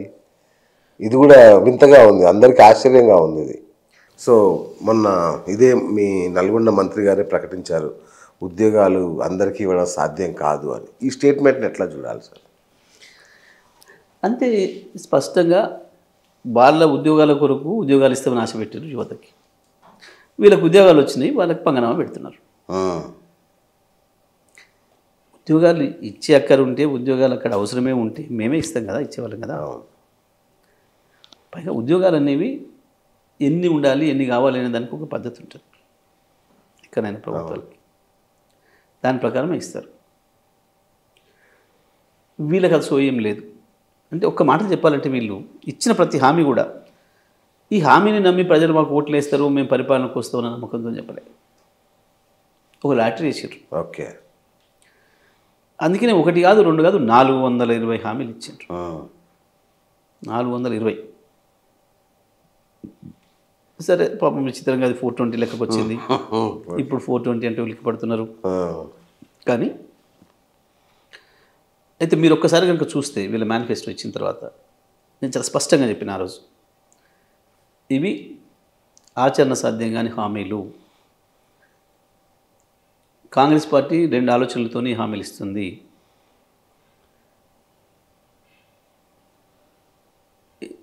ప్రజలు పెద్దగా విశ్వసించరు, మనకేం ఓట్లు వస్తాయి, మనం గెలుస్తామనే భావనతో లేరు. ఒకవేళ వస్తే ఓట్లు వేస్తే గెలిస్తే కూడా ఇక మననైతే తీసేయలేరు కదా, 5 ఏళ్ళు అయితే అధికారంలో ఉంటాం కదా. ఓకే.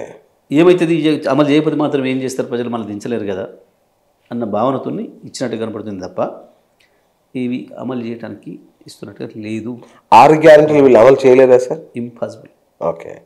చెయ్యరు, చెయ్యాలి వాస్తవం, కానీ చెయ్యరు. ఎందుకు చేయరు అని అంటే ఉన్న డబ్బును వేరే దానికి వాడుకోవడానికి వీళ్ళకు ఆవురావురము ఎదురు చూస్తున్నారు. అంటే మీరు అప్పులు ఇచ్చారు కాబట్టి మేము చేయలేకపోతున్నాం అంటారేమో. అప్పులు ఎక్కడైనా ఉంటాయి, ఉండాల్సిందే. ఈ భారతదేశంలో అప్పులు లేని ప్రభుత్వం ఇక్కడ చూపించండి. వీళ్ళు వెళ్తున్న రాష్ట్రాలు కూడా ఉన్నాయి కదా, అప్పులు ఎక్కడ చేసి చూపించమని చెప్పి. నేను విద్యుత్ శాఖలనే మాట్లాడినరు. రాజస్థాన్లో 89,000 కోట్లు ఉంది, 50,000 కోట్ల లాసులు ఉంది. వీళ్ళు వెళ్ళిన రాజ్యమే. మరి 24 గంటల కరెంటు కూడా లేదు మాలాగా, రైతులకు ఫ్రీ కరెంట్ అసలే లేదు. మరి ఏం చేసినట్టు, ఎట్లా తెచ్చినట్టు? వీళ్ళ ఆలోచనలు వేరున్నాయి. ఇవ్వాలనుకుంటే ఇవ్వచ్చు, ఆ హామీలని అమలు చేయొచ్చు, కానీ చెయ్యరు. చేయడానికి వాళ్ళ ఉద్దేశాలు వేరు, వాళ్ళ కారణాలు వేరు. ఇలా ఉద్యోగాల విషయంలో కూడా అందుకే తప్పించుకోబోతున్నారు. ఉద్యోగాల మీద పెట్టే బడ్జెట్లో మాకేం ఉపయోగం అనుకుంటున్నారు వీళ్ళు.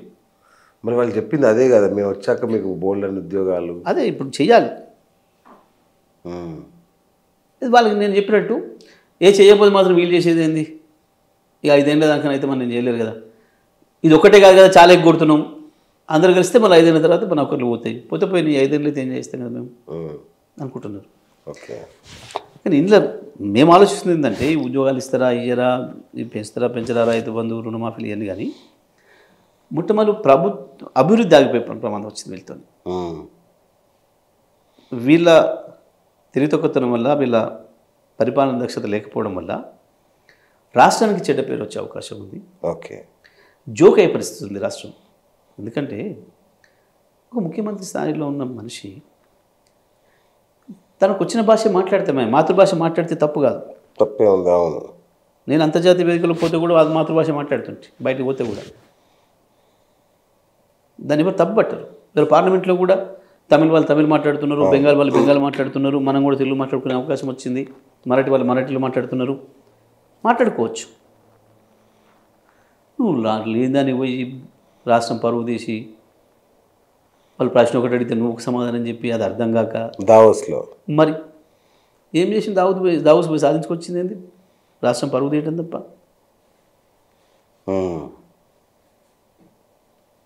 కేసీఆర్ గారే కేటీఆర్ని పంపేది. అవును. కేసీఆర్ అద్భుతంగా ఇంగ్లీష్లో మాట్లాడగలిగిన శక్తి ఉన్నాడు, అన్ని అర్థం చేసుకునే శక్తి ఉన్నాడు ఆయన. అవును. అయినా అటువంటి వేదికల్లో మీరైతే కరెక్ట్ ఉంటారా బాబు వెళ్ళండి అని చెప్పేది. వాస్తవానికి దాంట్లో పోయి సాధించుకొచ్చేది ఏం లేదు. ఒక మాట చెప్పాలంటే వీరితో అసలు కాదు. కేటీఆర్ లాంటి వాళ్ళతో అవుతుంది అంటే ఆయనకు ఆ లెవెల్లో ఆలోచనలు ఉన్నాయి, ఆ లెవెల్లో వాళ్ళని సరిపోయే పద్ధతిలో డీల్ చేయాలి శక్తి ఉంది. ఇవన్నీ వీటిని నలుగురు పెట్టుబడిదారులు పరిచయం అయితే రారా బాబు మేము దగ్గర రండి, మేము 24 గంటల పవర్ ఇస్తాం, వాటర్ ఇస్తాం, మా రోడ్ నెట్వర్క్ ఇది, మా కనెక్టివిటీ ఇది అని చెప్పే శక్తి ఉంది, వాళ్ళను తీసుకురాగలిగే శక్తి ఉంది. ఎందుకంటే కమ్యూనికేషనే ప్రధానం కదా వాళ్ళకి. కరెక్ట్. ప్రపంచం అంతటి కూడా నువ్వు అవతల వాడికి ఏం కమ్యూనికేట్ చేస్తావు, వానికి ఏం అర్థమవుతుంది అనేదే సమస్య. దాన్ని బట్టి వాడు రియాక్ట్ అవుతాడు. నీ గది లేనప్పుడు ఇక్కడ ఎన్నో చెప్పినావు, నీ అబద్ధాలు అన్నీ ఏదో గీదులు పెట్టి దీని లెక్కన అక్కడ పోయి మాట్లాడితే దావసలు కుదురుతుందా? ఓ సెక్రటరీ ఉన్నాడు, మా సెక్రటరీ మాట్లాడతారని చెప్తే అయిపోయింది తరఫున. ఎందుకు మా శ్రీధర్ బాబు ఉన్నాడు మంచి పేరు రావద్దు కదా, మళ్ళీ ఇంకోరి పేరు రావద్దు కదా. ఓకే. మరి అదొక పంచాయతీ ఉంటుంది కదా మళ్ళీ. ఓకే. పాప ఆయన పక్క నిలబడి చూస్తున్నాడు. ఆయన చూసుడేంది పాప మనసులో ఏడుస్తున్నాడు, అరే పాయ మన ఇజ్జత్ పోతుంది. ఓకే. రైతు బంధు విషయానికి వస్తే నిజంగా మాకే చాలా కన్ఫ్యూజన్గా ఉంది. వాళ్ళేమో రైతు బంధు పడలేదంటే చెప్తా కొడతా అంటున్నారు, మీరేమో పడలేదురా బాబు అని మీరు అంటున్నారు. అసలు జనాలకు ఏం అర్థం కావట్లేదు. ఇది ఎక్కడ ఈ స్క్రీన్ ప్లే ఎలా నడుస్తుందని ఎవరికి అర్థం కాదు. జనానికి ఎందుకు అర్థం కాదు? ఎస్ ఒకటి అర్థం అవుతుంది, జనమే కదా మాట్లాడుతున్నారు. రోజు సెల్ ఫోన్లో ఏం చప్పుడు వచ్చినా టింగమని రైతు బంధే కావచ్చని చూసుకుంటారు. ఓకే. ఎందుకంటే కేసీఆర్ గారు రైతు బంధు ప్రారంభం చేసిన కాంచి వాళ్ళకి అలవాటు అయిపోయింది. ఇట్లా కొడితే వచ్చింది అంటే తప్పకుండా ఇంత రైతు బంధు వస్తుంది అని. పాపం ఏంటియో యాడ్స్కి సంబంధించినవి ఇంకోటో దాంతో టిక్ మని వస్తున్నాయి, సప్పులు టింగ్ మని వస్తున్నాయి. చూసి మాట్లాడుకుంటారు కదా. అరే ఇంతకుముందు వచ్చింది రాబాయ్, నేను చూసుకుంటే పడలేదు, నలుగురు కూర్చున్న కాడ వచ్చింది ఇంకొకరికి, అరే రైతు బంధు పడ్డట్టు ఉందిరా అని చెప్పి ఓపెన్ చేస్తారు. ఇది కాదు, మాట్లాడుకుంటారు. అరే రైతు బంధు పడతలేదు అని అడుగుతారు కాడికి పోయినప్పుడు. దాని నుంచి చెప్తాం కొడతాం, వాళ్ళ తరఫున ప్రశ్నిస్తే మేము గంటేస్తాం, నెట్టేస్తాం. మూర్ఖపు. అసలు ఏం జరుగుతుంది సార్ రైతు బంధు విషయంలో? వాళ్ళు నిధులన్నీ ఎటో మలుపుతున్నారు. వాళ్ళకి రైతు బంధు ఇవ్వడం అనేది నిరుపయోగమైన కార్యక్రమంలాగా కనబడుతుంది. కాంట్రాక్టర్లకు ఇచ్చారని కూడా ఒక వార్త వచ్చింది, చెప్తున్నాను. ఇది రైతు బంధు ఇవ్వడం అనేది వాళ్ళకు ఒక నిరుపయోగమైన కార్యక్రమం. ఓకే. వాటిని ఆ నిధులు ఇంకెక్కడికో తీసుకుపోవాలి, ఏమో చేయాలనే పనులు ఉంటున్నారు, వాళ్ళ స్వార్థానికి వాడుకునే పనులు ఉన్నారు. ఓకే.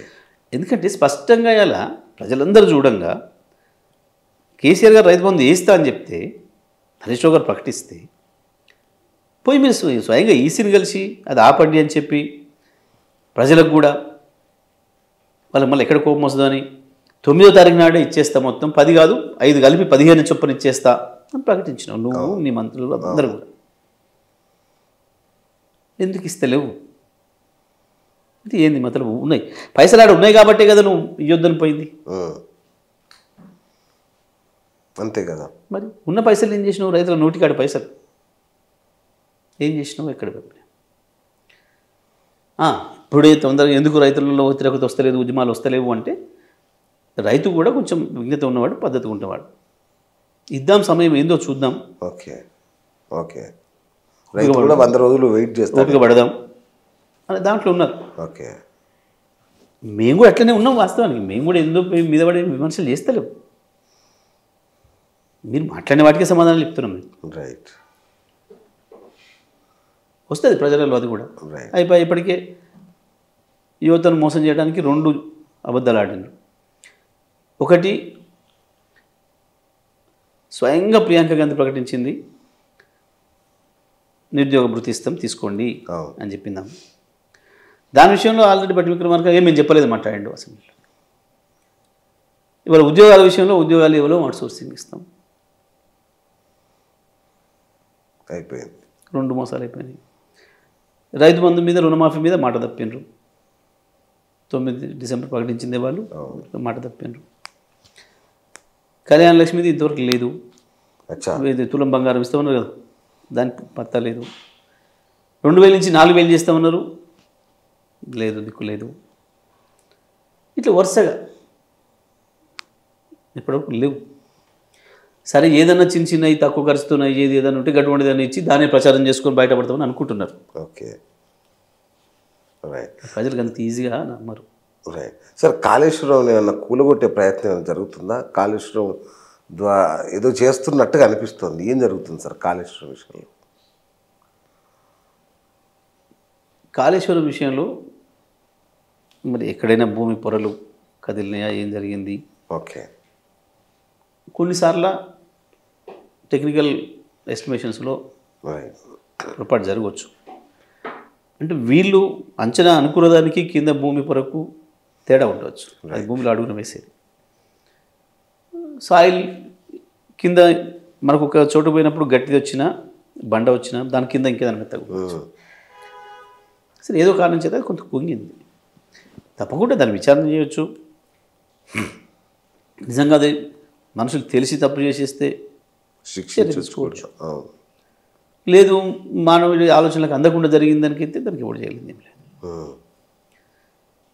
ఓట్లు మస్తు జరిగినాయి ప్రపంచంలో, చాలాసార్లు జరిగినాయి. అవును, గుజరాత్లో మోడీ కట్టిన బ్రిడ్జ్ ప్రారంభం చేయకుండా కూలగొట్టేశారు మళ్ళీ. అటువంటి మనుషులు చేసిన తప్పు. కానీ అది కాదు, ఇట్ ఈస్ వెరీ క్లియర్. సరే దాని మీద వీళ్ళకు చేతగాక దాని మీద పొలిటికల్ వాడుకోవడానికి ఏదో ప్రయత్నం చేస్తున్నారు. వాస్తవానికి కాళేశ్వరం మొత్తం ప్రాజెక్టులో మేడిగడ్డ అనేది కూడా ఒక చిన్న భాగం. ఇప్పుడు అది లేకుండా కూడా నీళ్ళు ఇవ్వచ్చు.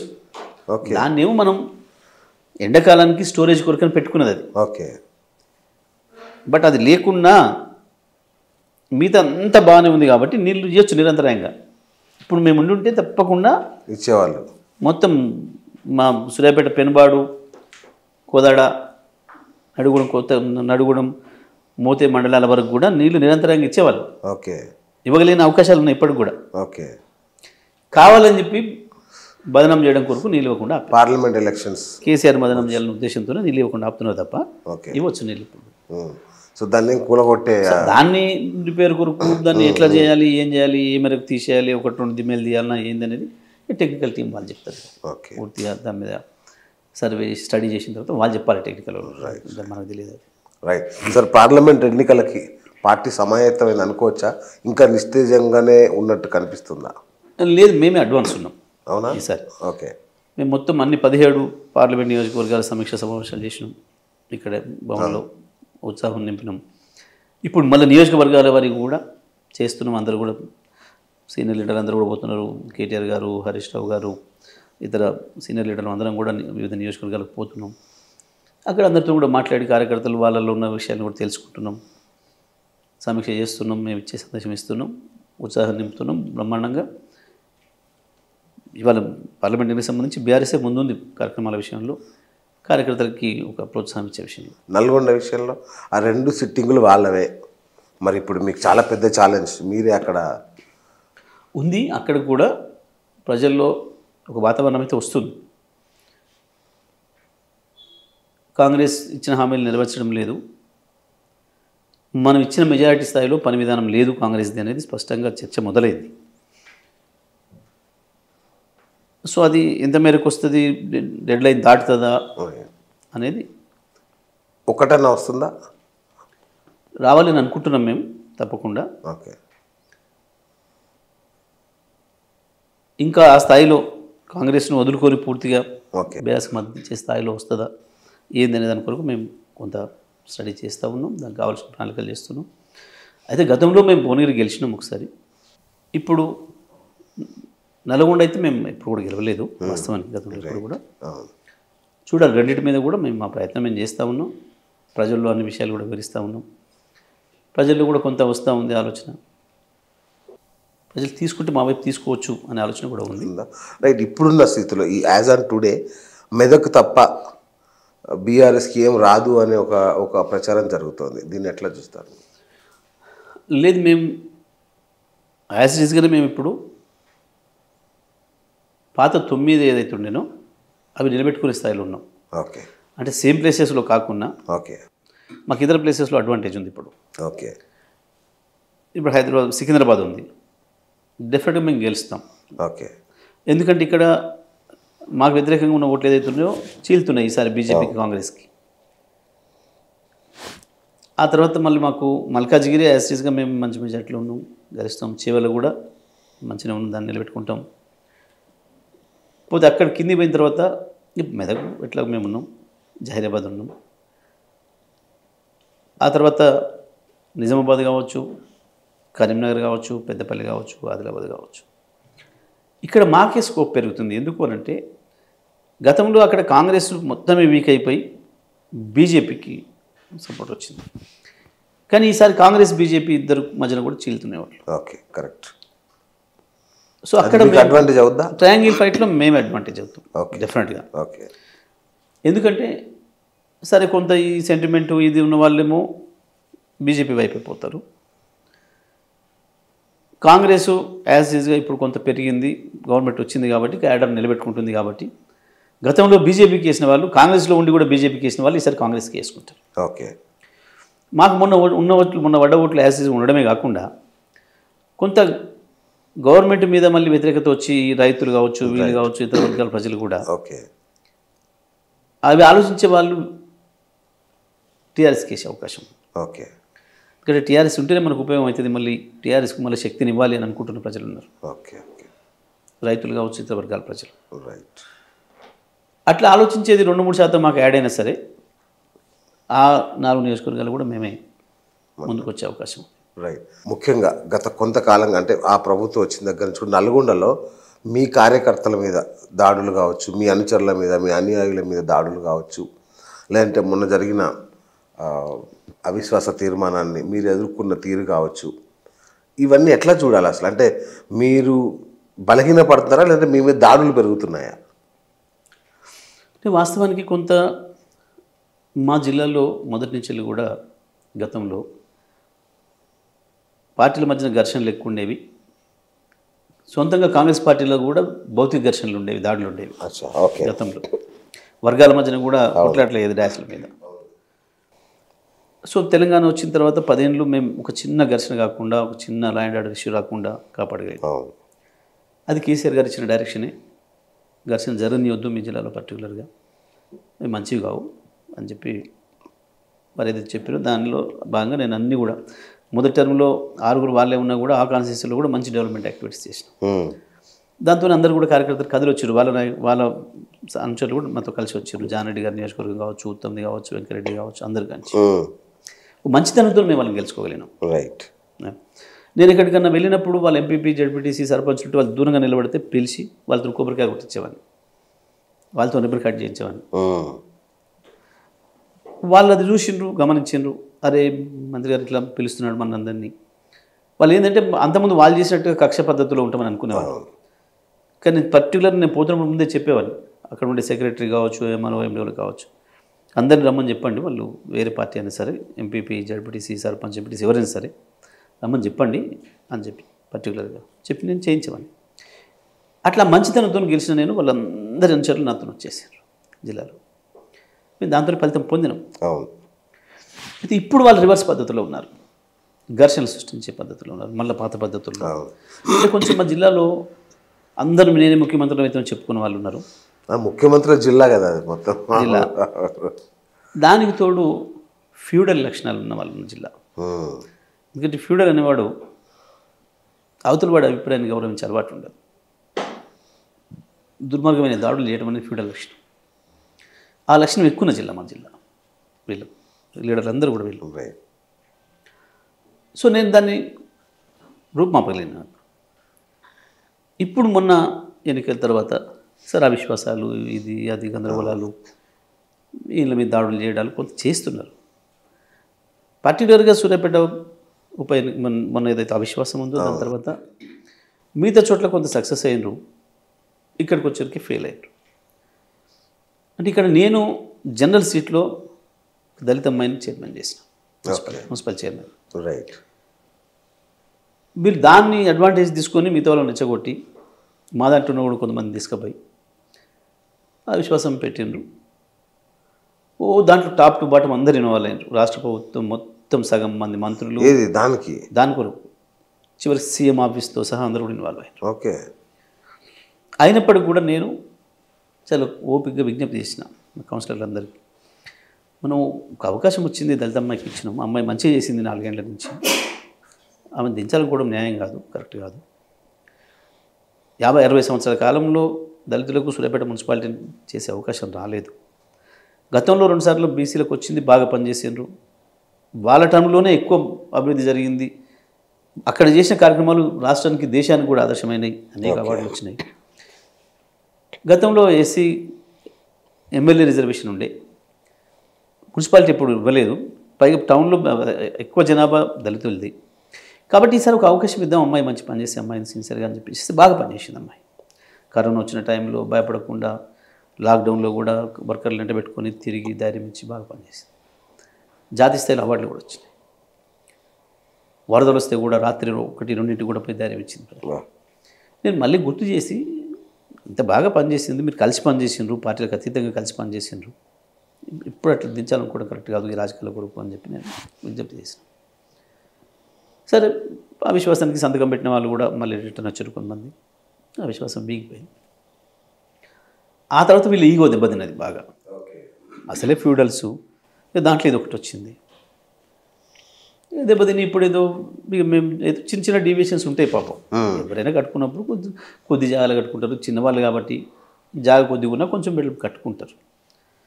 మొత్తం అనుకున్నట్టు చుట్టూ అవి నికాల్తాలు వదలరు. ఎక్కడైనా ఉన్నాయి, వేలు లక్షలలో ఉంటాయి. అట్లా ఆ చిన్న కారణాలు చూపించి ఇప్పుడు ఆఫీసర్ల మీద ఒత్తిడి పెట్టి ఈయన ఇల్లుగులు కొట్టు, ఆయన ఇల్లుగులు కొట్టు అని చెప్పేసి ఇట్లాంటి దుర్మార్గమైన పనులు మొదలుపెట్టినారు. మంత్రుల నుంచి కూడా అదే కనబడుతుంది, మనం చూసినాం. మనం మంత్రుల కింద ఎమ్మెల్యేలు అందరూ కూడా. సో ఈ పద్ధతులు అక్కడ జరుగుతున్నాయి మళ్ళీ పాత పద్ధతుల్లో. ఇంకోటి కూడా ఏంటంటే, వాళ్ళు ప్రశ్నిస్తే సహించే స్థితిలో లేరు. రైతు బంధు విషయము, ఇంకోటో రుణమాఫీ విషయము, లేదంటే పెన్షన్ల విషయము, గ్యాస్ విషయము, ఎవరిని ప్రశ్నిస్తే చాలా అసహనానికి గురవుతున్నారు. ఈ పోలీసుని వాడతాం మేము, ఏందో భయపెట్టిస్తామని చెప్పి. కానీ ఈ చిన్న చిన్న వాటికి భయపడేదేం లేదు. ఎట్టి పరిస్థితుల్లో కూడా వీటన్నిటిని ఎదుర్కొంటాం. ఎట్లా తట్టుకుంటారు ఇది అంతా? మేము ఉద్యమం మొదలుపెట్టినాడే అన్ని ఆశలు కొనొచ్చిన వాళ్ళం. Okay okay. మేము ఉంటామా, పోతామా, జైల్లో ఉంటామా, ఇంటికి వస్తామా, ఇంట్లో నుంచి వెళ్తే మళ్ళీ వస్తామా రామో చెప్పేటోళ్ళం. మళ్ళీ ఇంటికి వస్తే రాత్రికి లెక్క, లేకపోతే జైల్లో చూసుకోండి అని. మాకు ఈ వాటికి భయపడే పని ఏం లేదు. ఆయన మా జిల్లాకి ఒక చరిత్ర ఉంది. నిజాంను ఎదిరించడంలో మేమే మొదలు. మా జిల్లా తెలంగాణ ఉద్యమ సందర్భంగా కూడా అనేక మిలిటెంట్ కార్యక్రమాలు చేసిన వాళ్ళం మేము, హైవేలను నిర్బంధించిన వాళ్ళం మేము, జైలు చూసిన వాళ్ళం మేము. కాబట్టి పెద్దగా వీటికి ఏం భయపడేది లేదు. మా కార్యకర్తలు కూడా భయపడరు. వాళ్ళకంటే ముందు జైలు కూడా మేము సిద్ధంగా ఉన్నాం ఎప్పుడైనా సరే. కాబట్టి ఆ ధైర్యం ఇస్తాం మేము. మా వాళ్ళు కూడా అదే బలంతో ఉన్నారు. ఈ పోలీసులు అడ్డం పెట్టుకొని బతుకుదాం అనుకుంటే సాధ్యం కాదు. మిలిటరీని అడ్డం పెట్టుకొని బతకలేదు ఎవడు గతంలో, నియంత్రణ ఎవడు ఇప్పుడు బతకలేదు ప్రపంచంలో, కోసలేదు. పైగా నల్గొండ జిల్లా లాంటి చైతన్యవంతమైన జిల్లాలో ఒక్కసారి ఒక తెగింపు ప్రారంభమైతే వీళ్ళేం తట్టుకోలేరు. వీళ్ళ అధికారాలు వీళ్ళ ఇవన్నీ కూడా ఏవి కూడా నిలబడలేవు. కాకపోతే ఏంటంటే ప్రజల్లో కూడా అది రావాలి, ఓపిక ఉండాలని చూస్తున్నాం మేము. Okay okay okay. మేము కోరుకోవడం లేదు, అసలు ఘర్షణలు మేము ఇప్పుడు కోరుకోవడం లేదు. కానీ మరి మేము ఆ కార్యకర్తలను రక్షించుకోవడంలో మేము కూడా చాలా పెద్ద ఎత్తున పోరాటం చేయాల్సిన అవసరం. అన్ని రకాల చేస్తాం. రాష్ట్ర పార్టీ అండగా ఉంది. మేము కూడా 39 మంది ఎమ్మెల్యేలు ఉన్నాం, 30 పైగా కౌన్సిల్ మెంబర్లు ఉన్నాం. తప్పకుండా ఇక్కడ ఏది జరిగినా అందరం కూడా వస్తాం.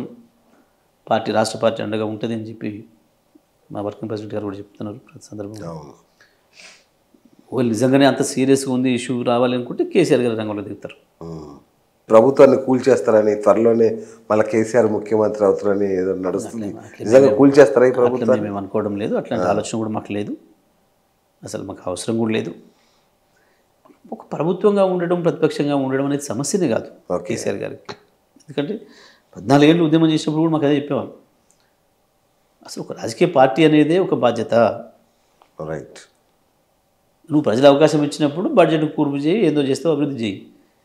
ఇటు కూర్చొని నువ్వు ప్రజల తరఫున మా తరఫున కొట్లాడు అని ప్రజలు అవకాశం ఇచ్చిన ఆ పని చేయి. ఇది ఒక బాధ్యత, అది ఒక బాధ్యత. ఓకే. అంతే తప్ప ఏందో మనకేందో అధికారం పోయింది అని ఏందో అవ్వాల్సిన అవసరం ఉండదు అనే మాటను ఆనాడే చెప్పింది మాకు. సో కాబట్టి కేసీఆర్ లాంటి స్థితిప్రజ్ఞుడు ముందట వీళ్ళ జిమ్మికలు ఏం నడుస్తాయి, గీలు ఏం నడుస్తాయి, ఇలా భాషలే కదా కొట్టొచ్చింది. ఓకే. కేసీఆర్ గారిని జైలుకి పంపిస్తాం, కేటీఆర్ని జైలుకి పంపిస్తాం, మూడో వ్యక్తి జగదీష్ రెడ్డి, వీళ్ళు ముగ్గురు జైలుకి పోవడం ఖాయం అని చెప్తున్నారు పదే పదే. సరే, సంతోషం. జైలు చూడనోళ్ళంగా, జైలు తెలనోళ్ళంగా అడిగిన ప్రతి ఒక్కరిని పంపిస్తామంటున్నారు. మేమే ఎందుకు? తెలంగాణలో 55 లక్షల మంది రైతులు రెడీగా ఉన్నారు అడగటానికి, ప్రశ్నించడానికి. ఓకే. 55 లక్షల మందిని జైలు పంపిస్తారా? రైట్. జైలు పంపించడానికి కారణం ఉండాలి. రైట్. ఏ కారణం లేకుండా కూడా పంపిస్తాం. ఎన్ని జైలు ఉన్నాయి నీకు? ఎంతమంది పోలీసులు ఉన్నారు? ఎక్కడ పెడతావు? ఎవరు పెడతావు? గివి ఏదో తొండ బెదిరింపులు గివి ఏం చేస్తాయి? తొండ బెదిరింపు అంటారు. రైట్. రైట్. సో ఫైనల్గా ప్రజలకు, మీ కార్యకర్తలకు ఏం చెప్తారు? పార్టీగా, పార్టీ కార్యకర్తలుగా ఇవాళ ప్రజలు మనని వారి తరపున హామీలు ఇచ్చి ప్రభుత్వంలోకి వచ్చిన వాళ్ళని నిలదీయడానికి, వాళ్ళ తరఫున కొట్లాడడానికి అవకాశం ఇచ్చేసారు మనకు ఒక ప్రతిపక్షంగా. తప్పకుండా ఆ రోజు అధికారపక్షంగా ఎంత బాధ్యత నిర్వహించినామో, ఇంకా అంతకంటే ముందు తెలంగాణ రాష్ట్రం కొరకు ఎట్లా పనిచేసినామో అన్నిటికీ త్యాగం చేసి అదే పద్ధతుల్లో ఇవాళ ప్రధాన ప్రతిపక్షంగా మన పాత్రను మళ్ళీ నిర్వహిద్దాం. వచ్చే ఎన్నికల్లో ఫలితాలను తీసుకోవడానికి ప్రయత్నం చేద్దాం. ప్రజల్ని కూడగొట్టడంలో, ప్రభుత్వం చేస్తున్న తప్పుల్ని ప్రజలకు వివరించడంలో మనం కార్యక్రమాన్ని నిర్వహిద్దాం. తప్పకుండా ప్రజలు మళ్ళీ మన ఆదరిస్తారు. మళ్ళీ ఈ రాష్ట్రాన్ని అభివృద్ధి చేయడానికి కేసీఆర్ మాత్రమే దిక్కు అనే పద్ధతుల్లో ఆలోచన ఉంది అందరికీ కూడా. కేసీఆరే ఈ రాష్ట్రానికి శ్రీరామ రక్ష అనే విషయంలో ప్రజలకు ఎటువంటి సందేహం లేదు. జరిగిన ఆ లోపాన్ని సరిదిద్దడానికి, ఆ గందరగోళం నుంచి బయటపడి మళ్ళీ కేసీఆర్ని వెతుక్కునే పనిలో ఉన్నారు. కాబట్టి మనం మనకు మద్దతు ఇచ్చే ప్రజలకి అవకాశం ఇవ్వడానికి కావాల్సిన పద్ధతుల్లో మన పని విధానం ఉండాలి. ఆ రకంగా మనం ధైర్యంగా ముందుకు పోదాం. ఎక్కడ ఎవరికి ఏ చిన్న సమస్య వచ్చినా తప్పకుండా పార్టీ అంతా అండగా ఉంటుంది. అందరం పద్ధతిలో నిలబడదాం. ప్రజలకు కూడా విజ్ఞప్తి చేసేది, మీరు ఎవరు ఏ హామీలు నమ్మి ఓటేసినరో ఆ హామీల విషయంలో ప్రభుత్వంలోకి వచ్చిన వాళ్ళ మాట ఎట్లా మారుస్తున్నారో, ఏ రకంగా అభివృద్ధిని కుంటుపడేస్తున్నారో, ఏ రకంగా సంక్షేమ పథకాలకు కోతబెట్టి ఎగనామం పెట్టే ప్రయత్నం చేస్తున్నారో ప్రజలందరూ కూడా గమనించాలని చెప్పి, తప్పకుండా సందర్భం వచ్చిన ప్రతి చోట కూడా మీకు ఆ రోజు హామీలు ఇచ్చిన వాళ్ళు మళ్ళీ మీ ఎదురుకు వచ్చినప్పుడు వాళ్ళని ప్రశ్నించాలని చెప్పి కూడా నేను ప్రజలకు విజ్ఞప్తి చేస్తాను. రైట్. ఇంకొక మాట, ఫైనల్గా ఈ ఎలక్షన్స్ తర్వాత అసలు బీఆర్ఎస్ పార్టీ అనేది ఉండదు, లేదా బీఆర్ఎస్ మళ్ళీ టీఆర్ఎస్ అవుతుంది, ఈ పార్టీ 39 ముక్కలు చేస్తాము, ఇవన్నీ కూడా వింటున్నాము. పార్టీ 100 మీటర్లు లోతు పెడతాము, అది కూడా చాలా ఉన్నాయి, చాలా ఉన్నాయి. మరి ప్రజలు వీళ్ళకి అవకాశం ఇచ్చింది ఈ రాష్ట్రాన్ని అభివృద్ధి చేయమని, 10,000 రూపాయల రైతు బంధును 15 చేయమని, 2,000 పెన్షన్ను 4,000 చేయమని, 500కి గ్యాస్ ఇవ్వమని, మీరు చెప్పినట్టు ఉద్యోగాలు ఇవ్వమని, నిరుద్యోగ భృతి ఇవ్వమని, 2 లక్షల రుణమాఫీ చేయమని, ఇంకా మీరు ఇచ్చిన చాలా హామీలను నెరవేర్చమని ఇచ్చిండ్రు. కానీ మీరు టీఆర్ఎస్ను ముక్కలు చేరి టీఆర్ఎస్ని పాతిపెట్టి మీకు ఇయ్యలే బాధ్యత. మీకు ఇచ్చిన బాధ్యత గది ముందు గాదా మీద దృష్టి పెట్టండి. పెట్టకపోతే మేమే బాతి పెట్టాం. 100 మీటర్లు, అది 1000 మీటర్లు ప్రజలు పెడతారు. ప్రజలు మిమ్మల్ని 1000 మీటర్లు పెట్టకుండా చూసుకోండి. కేసీఆర్ని జైలు పంపుతారా, ఇంకొక జైలు పంపుతారా, పార్టీని బాతి పెడతారా, ముక్కలు చేస్తారా, ఇవి కావు. ప్రజలు రెడీగా ఉన్నారు పారలు గడపారలు పట్టుకొని రెడీ ఉన్నారు. 100, 1000, 1,00,000 మీటర్ల అది మీరు నిర్ణయించుకోవాలి. ఓకే. మీరు ఎవరినో పార్టీని పెడతా, ఆయన పెడతా, ఈయన పెడతా అంటే కాదు, పెట్టేది ప్రజలు. దాని వైపు చూసుకోవాలి కదా. ఈ ప్రగల్భాలు ఇంకా ఈ కోతల రైట్ మాటలు ఇవి బంద్ చేసుకుంటే మంచిది. రైట్. ఈ దేశంలో చాలా పార్టీలు ప్రభుత్వాలు మారినాయి, ఎవరిని బొంద పెట్టలేకపోయారు.